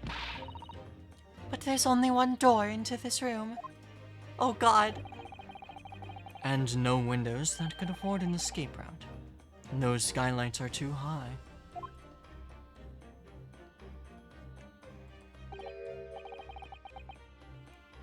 What's that up there? Are those footprints on the ceiling? Blow me. What have we got here, then? Greg's head. Looks like someone was trying to burn something in a hurry. Oh, that looks like a set of blueprints. To what? To Professor Harebrain's barmy machine, is it? Blimey, if we had these, there'd be no reason to muck about trying to investigate all that scrap metal. There is something of great interest here, too. A bomb? This rope, lying on the floor at the foot of that pillar. A rope? What's significant about that? Help, I'm panicking. Never mind. You see, but you do not observe, Mr. Naruto.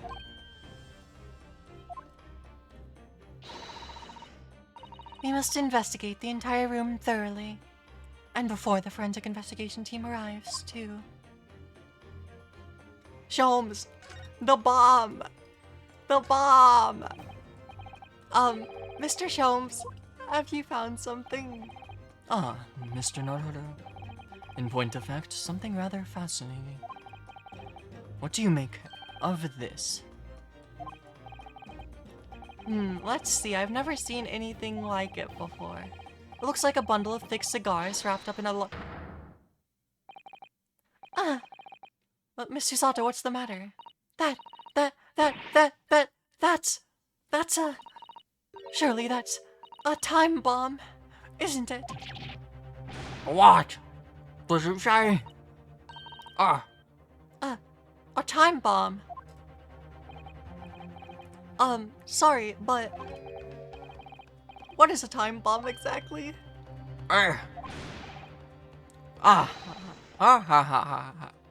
You truly are one of a kind, Mr. Naruto.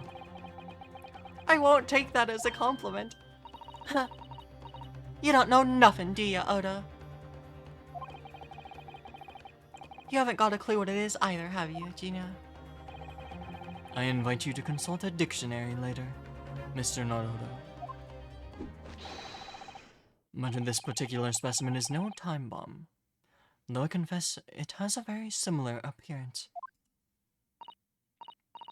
Oh. Well, thank goodness. But then, what is it?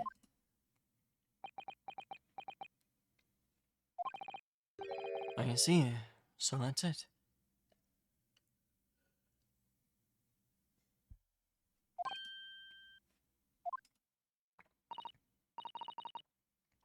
Goodness. Mr. Sholmes, have you seen into the heart of the matter? There are some times when I consider my lot most unfair, for I'm fated never to know how it feels to flounder, as you do when a puzzle presents itself. But I have learned to accept the hardships that come with being a great detective, Miss Susato. Here we go. I feel a great deduction coming. Once again, I can draw two conclusions from the scene we see before us. The first is that the inverted nature of the furniture in this room is the work of Drebber himself. Oh, but how could you... And the second conclusion is that the small device on the floor there is without question completely genuine. Please, Mr. Sholmes, you must explain everything. It would be a pleasure. After all, it is a great detective civic duty to teach Scotland Yard the finer points of the trade. Well, Inspector Gregson seems delighted with the idea. Ah ha ha ha ha ha. Oh, you deflected the inspector's glare with such fortitude there, Mr. Sholmes. Well done. You're too kind, my dear madam. I hereby dedicate this great deduction to you. Kindly stand just there, Miss Susato. Oh, yes. I'd be delighted. So, shall we begin? Once again, Herlock Sholmes is proud to present his logic and reasoning spectacular.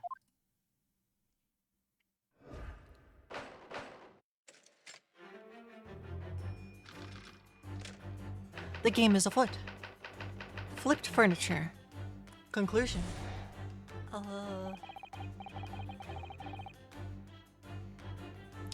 It's plain to see that this room is in complete disarray. The bed, the table, and chairs, the lamp, everything is upside down. Almost as if every item in the room had until recently been happily positioned on the ceiling before falling straight down to the floor. Every item on the room was on the ceiling. Are you suggesting that? Indeed, the key here is gravity. It would appear that technology has at last succeeded in freeing us from the great pull of the Earth.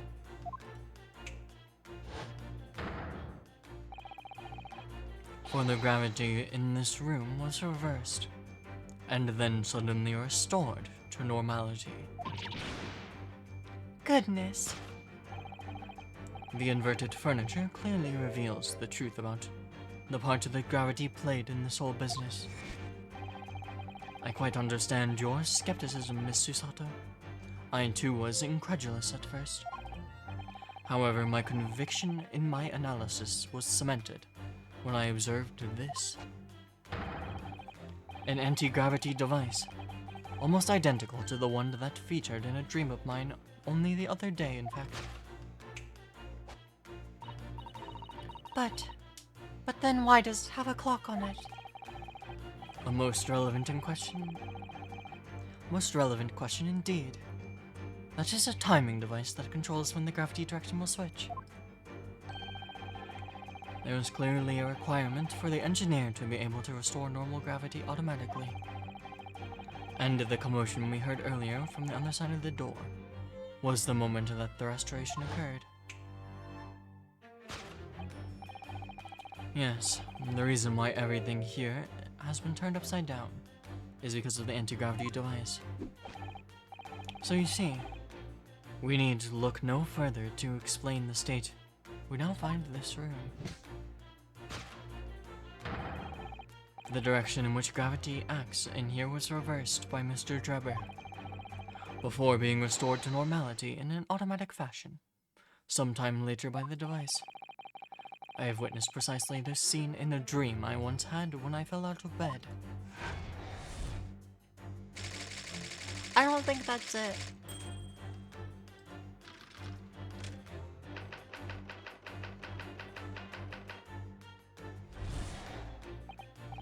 Now, let us consider the next conundrum. What was our engineer friend's aim?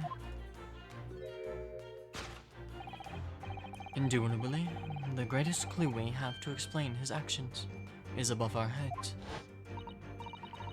Yes, how is it possible if there are footsteps all the way up there on the ceiling? A question whose answer will lead us neatly to the truth, my dear madam. The reason there are footprints on the ceiling is because of the nearby skylight. Of course, Drebber's aim was singular: to escape. However, there was but one way into this room, excepting the skylight, that is.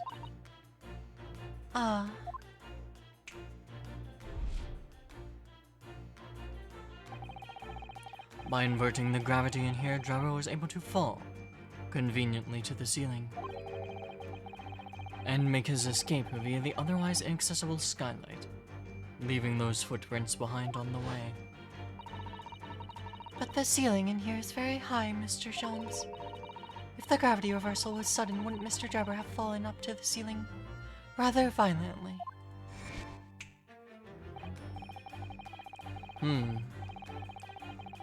Falling up is both scientifically and philosophically a rather interesting concept, I feel. But the man was concerned with nowhere else to run, cornered, so escape through the skylight was his only option. You may recall that I found this in the room earlier, which I believe offers a solution. Oh, the rope. To reach the intended destination, what better tool than this rope? By anchoring one end to the wall, the man was able to lower himself safely to the ceiling, which explains how Drebber was able to escape this room before our arrival. He reversed the pull of gravity and fled via the skylight. And personally, I should very much like to reverse the pull of gravity again now, just for fun. I don't think that's right. I think that's a real bomb and he's hiding in this room. And thus concludes Sherlock Sholmes' great deduction of this topsy-turvy puzzle. I don't have much time left.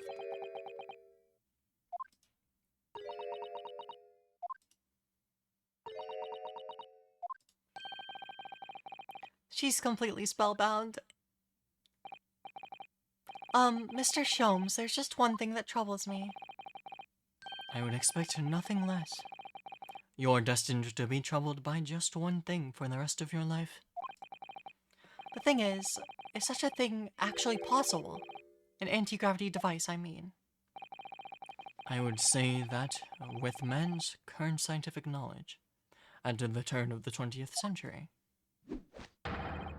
it is no more possible than instantaneous kinesis. But your whole deduction hinges on it. Ah. But, my dear fellow, when you have eliminated the impossible, whatever remains must be the truth. However improbable it may seem.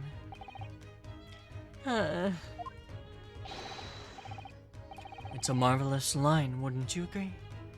One of my more endearing pearls of wisdom. I had Iris come up with the exact phrasing. My original was clumsy. Yes, I have a feeling that I've read it in something that Miss Susato lent me once. Actually, there is one other thing, Mr. Sholmes. The spell's broken at last. The rope he's found was on the floor, wasn't it? Indeed it was. In lonely coils near the wall. But if Mr. Drebber had used it to escape in the way you described, wouldn't it still be tied to the wall?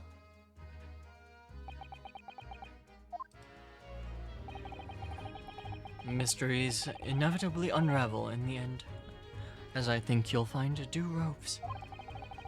And as evidence of such, you need only look at the mystery faced in this room, now skillfully unraveled. That argument is as circular as the coils of rope. I think perhaps we might need to give Mr. Sholmes the usual little helping hand. I'm sure with some minor corrections, the great detective's deduction will lead us to the truth. Yes, you're right. And we must do it quickly, before Anik Drebber gets too far away, and before I run out of time. If you're ready, then let us resume. Herlock Sholmes' logic and reasoning spectacular.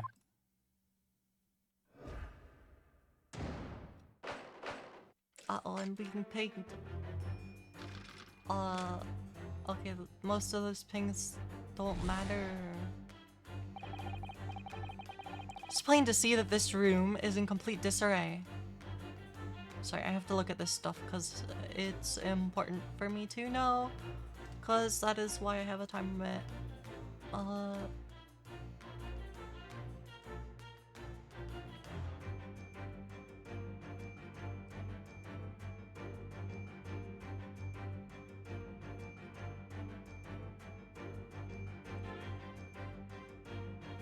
Okay, that's fine.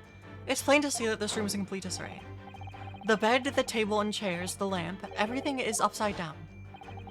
Almost as if every item in the room had, until recently, been happily positioned on the ceiling, before falling straight down onto the floor. Every item in the room was on the ceiling. You're suggesting that? Indeed, the key here is gravity. It would appear that technology has at last succeeded in freeing us from the great pull of the Earth. For the gravity in this room was reversed and then suddenly restored to normality. Goodness. The inverted furniture clearly reveals the truth about the part gravity played in this business. Do you think that gravity could have been reversed in this very room? I find the whole idea utterly enthralling. Only Mr. Sholmes could conceive of such an explanation. But the man himself admitted it was a scientific impossibility, so... Yes, you're quite right. You must completely discount... Yes, you're quite right. You must completely discount the idea at once. Oh, that's unusually merciless of you, Miss Susato. When you have eliminated the impossible, whatever remains must be the truth. The great detective himself said so, didn't he? While refusing to part with his dreams of anti-gravity devices. Yes, I suppose so. Well, let's see if examining this topsy-turvy scene a little more closely reveals some proof that shows exactly what the gravity in this room was or was not doing.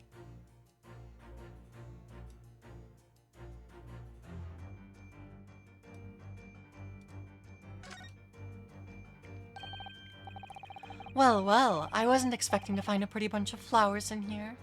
That's for sure. Look at that. I know. The slender little vase looks like it's about to topple at any moment, but the flowers are thriving. Somehow it makes you think of the fragility of life, wouldn't you say? To be honest, Mr. Naruto, something else about it made a rather deeper impression on me. Take that!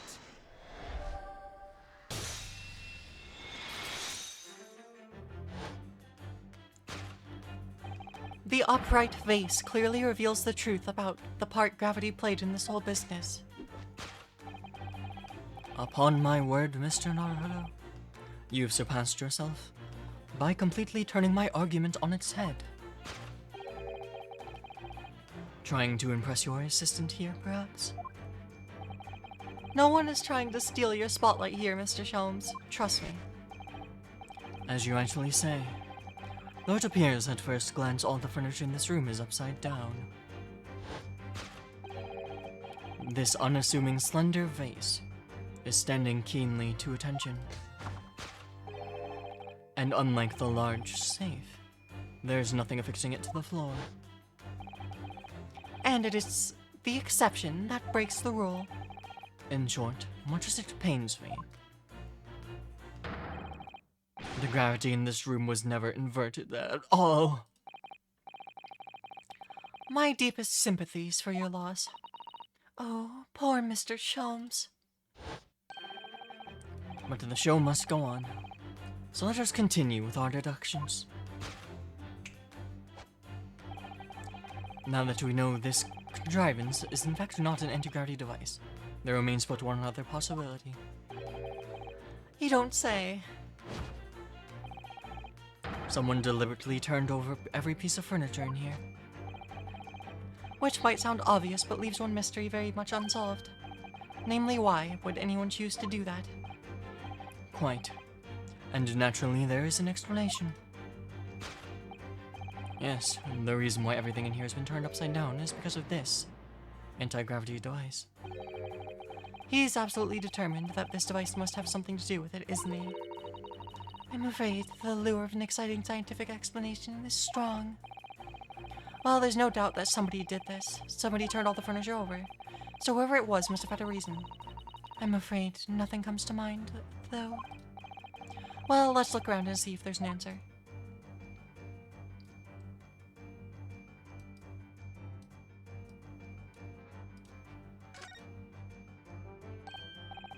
Look, there's something written on the underside of this armchair. Oh, yes. Safe. 432582. Safe, as in safe and secure. As in secure lockable box, I think. As in secure lockable box, I think. Admittedly more likely. Well, there's a large safe bolted to the floor on the other side of the room, so yes.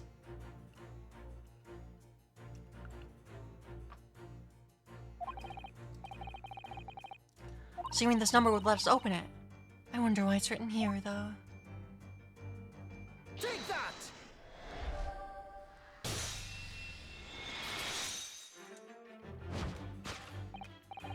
Yes, the reason why everything in here has been turned upside down is because of the safe combination.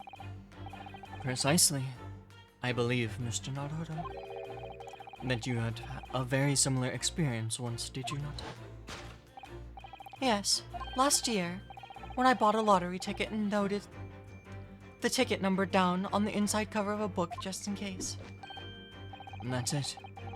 For people are forgetful souls at heart, and always make a written note of important information. Just keeping the ticket itself would be safe enough, I would think. And what, pray, happened next, Mr. Naruto? When the day of the draw came round, I'd forgotten which book I'd written the number in and had to turn my room upside down to find it. And that's it. For people are forgetful souls at heart, and always forget where they've noted things down. Not if you always don't note things down in the same place. I actually won the second prize, you know. But I couldn't remember which magazine I'd slipped the ticket into. Thank you, Mr. Naruto. I believe I've proved my point now. Which is that this very similar scenario has unfolded in this room. Finding himself requiring access to the safe, the occupant of this room needed the combination code. He remembered that he'd written it on the underside of a piece of furniture but forgot which one. Leading to the state in which we now find the room. Yes, Mr. Drabber overturned all the furniture in here. in a desperate hurry to locate the combination code that would unlock the safe.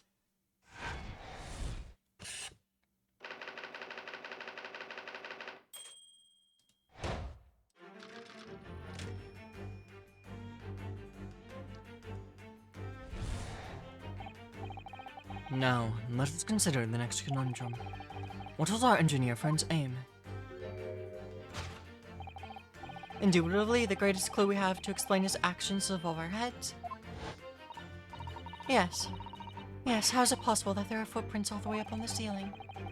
Question whose answer will lead us neatly to the truth, my dear madam. The reason why there are footprints on the ceiling is because of the skylight.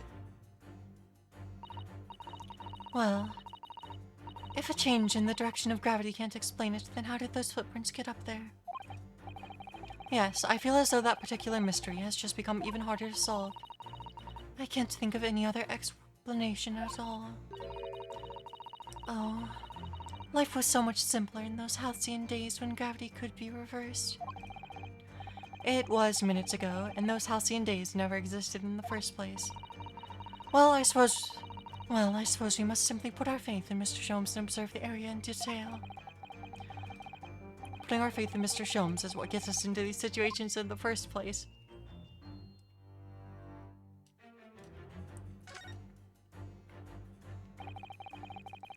It's hard to believe, but there's a shoe up there, look.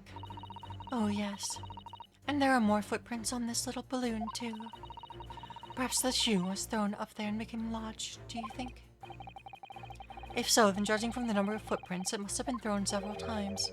Why would anyone be throwing shoes against the ceiling, though? Oh dear. That's beyond me, I'm afraid.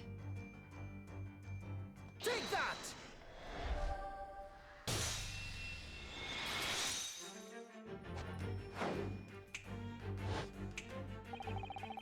The reason there are footprints on the ceiling is because of the nearby shoe.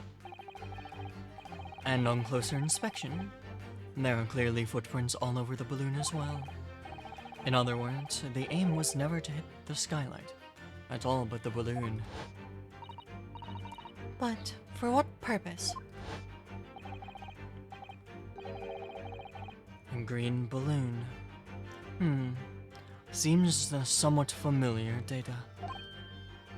Ah. It was a piece of a green balloon's envelope that Mr. Naruhodo and Iris found at the scene. And inside the green balloon that Mr. Gott claimed. Sorry. Hold on. I gotta go back for the bit. Okay. And inside the green balloon that Master William Gottreich Sigismund Ormstein claims he saw above the stage when the incident occurred was the second birdcage, the crux of the whole instantaneous kinesis deception. You mean to say? If we assume that the balloon in here is a model of one used that day, then there's a strong possibility that something may have been concealed inside it. Something our absconder was desperate to retrieve before making a hasty getaway. But the balloon's out of reach. Hence why he resorted to a projectile, namely the shoe. Most probably, Drebber intended to tear a hole in the envelope by assailing it with the shoe. However, his efforts were thwarted when the shoe itself became prisoner to the lofty height. Oh dear. We desperately need to examine that balloon. If only there was somewhere we could see inside. You may recall that I found this in the room earlier, which I believe offers a solution. Oh, the rope. To reach the intended destination, what better tool than this rope?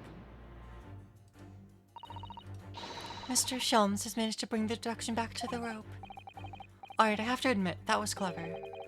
So we just have to throw the rope up to the balloon and pull it down to get it to the ground? Which is easier said than done, I feel. And could take us a very long time as well. True. Perhaps we need a more surefire method.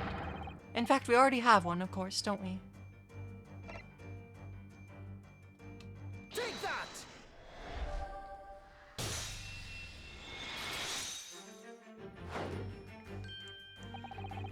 To reach the intended destination, what better tool than this crossbow? That was found at the scene, in fact. And in all likelihood, it belongs to Mr. Drebber. If the man had only brought it away with him that day, he could have avoided losing a shoe at such a crucial time as this.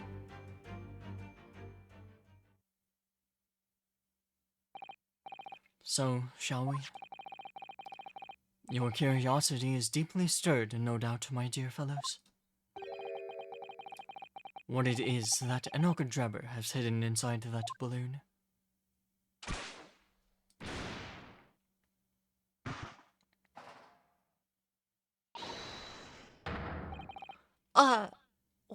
What the?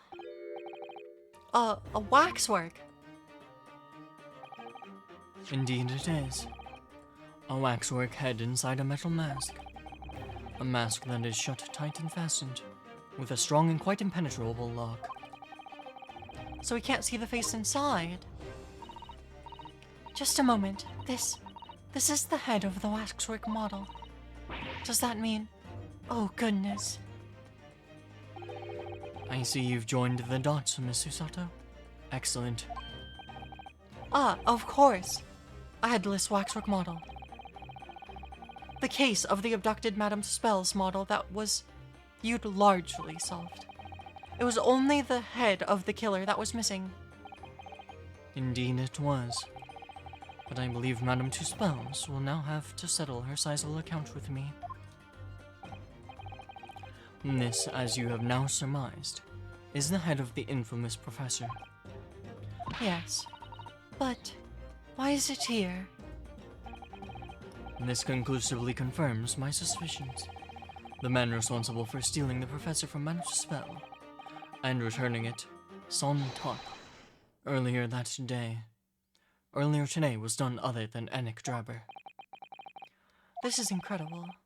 Professor Harebrain's case and the waxwork abduction are inextricably linked by Enoch Drebber's workshop. Waxwork head's been entered into the court record.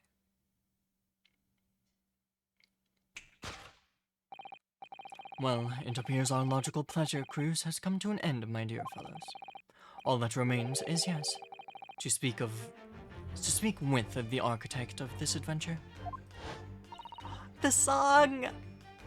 The architect. You mean Mr. Drebber? This song! Oh, this is so good. As it seems, it's quite impossible that he escaped via one of the skylights. Obviously, the man must still be here in the room. What? And his location should be abundantly clear. If you simply reflect on the journey we've made together during this deduction. Enoch Drebber's right here, somewhere in the room. So, Mr. Naruhodo, will you do the honors? Yes, of course. Mr. Drebber's hiding place must be the...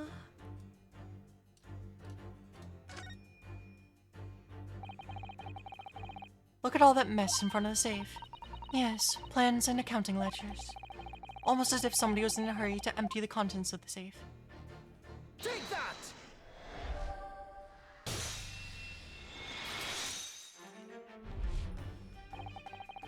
Before we gained access to this back room, we heard noises from in here. Which tells us that the engineer was still in the building at that point in time. He was in fact searching for the combination to his safe. And pressed for time, he did not attempt to right the furniture that he overturned in the process. From which we can deduce that his search for the combination happened very recently indeed.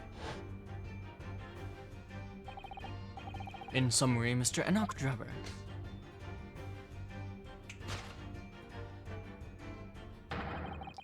is at this very moment inside the safe. Thus concludes Sherlock Holmes' great deduction of this topsy-turvy puzzle. Did we hear him shout out earlier? I was wondering if that was just my mind, but I thought I heard a man shout earlier.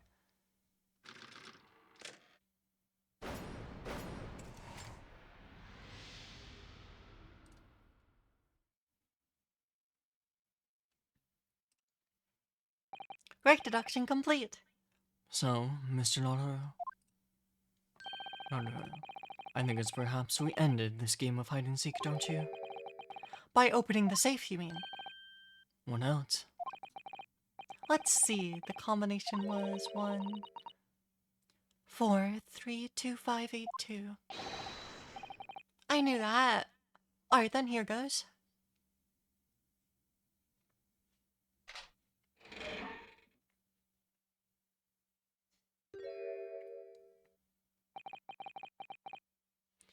You found me.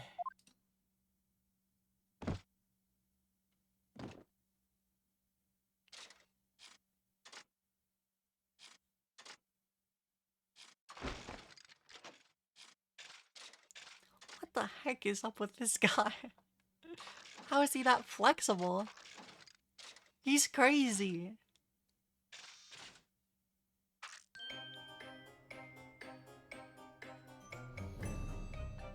Oh, he has a good theme too. Right then, sir. Mr. Annex Drebber, I presume. Correct. You'd better start talking. You tricked Professor Harebrine with that bogus machine you built. And you shall have to explain the theft of the waxwork from Madame Spells as well. Whilst I would be delighted to answer your many questions.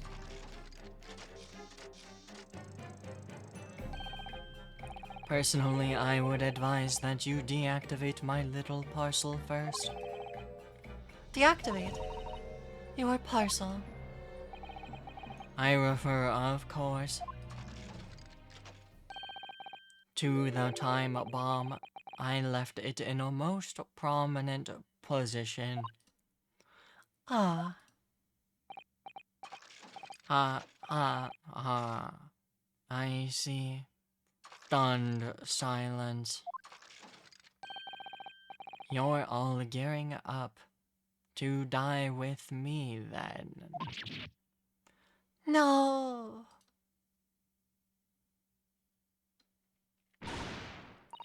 Mr. Sholmes, with only 7 seconds to spare. That was too close for comfort.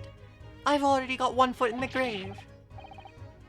He's trying to help us get a killer or get us killed. Mr. Sholmes' deductions can be completely life-altering, can't they? Well, my dear fellows, that was a close shave. The resemblance to an anti-gravity device is really quite startling, I must say. Anti-gravity devices don't exist. I wouldn't push it, Mr. Sholmes.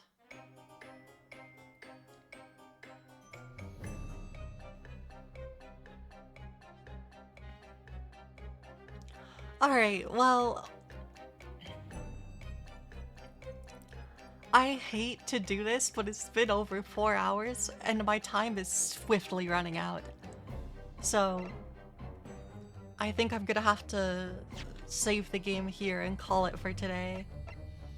Which means tomorrow we'll be finishing this part of the investigation and... Well, not tomorrow, but next week when I stream this game again. Yeah, next week when I stream this game again, we're gonna finish up this investigation, and then we'll get into the trial. I knew there would be an extremely long part of this coming up. I'm so sorry. But yeah, I don't have time. I have to be somewhere by 6:30, and I need to eat a snack first and drink more water and prepare myself mentally. So... because I'm playing in the V-Spell Apex custom game later. So I need to try to be in top form going into that so I can play my best. It'll be a lot of fun though. I can't stream it, so unlucky. But yeah, I would like to thank everyone very much for watching, and thank you again, Val for the raid. Pronunciation's hard. Yeah. Anyways, next time I'll be live is tomorrow afternoon. I'm gonna be continuing Metaphor Refantasio for a bit. And yeah, in the afternoon tomorrow. But yeah, anyways, thank you everyone very much for watching, and I hope you all have a good rest of your day and or evening or whatever time it is. And I will see you around. Sorry I had to read through Shelm's deduction so fast, but I absolutely wanted to get through it. I'm surprised I managed to do that without tripping up, to be honest. But yeah. Bye bye for now. See ya.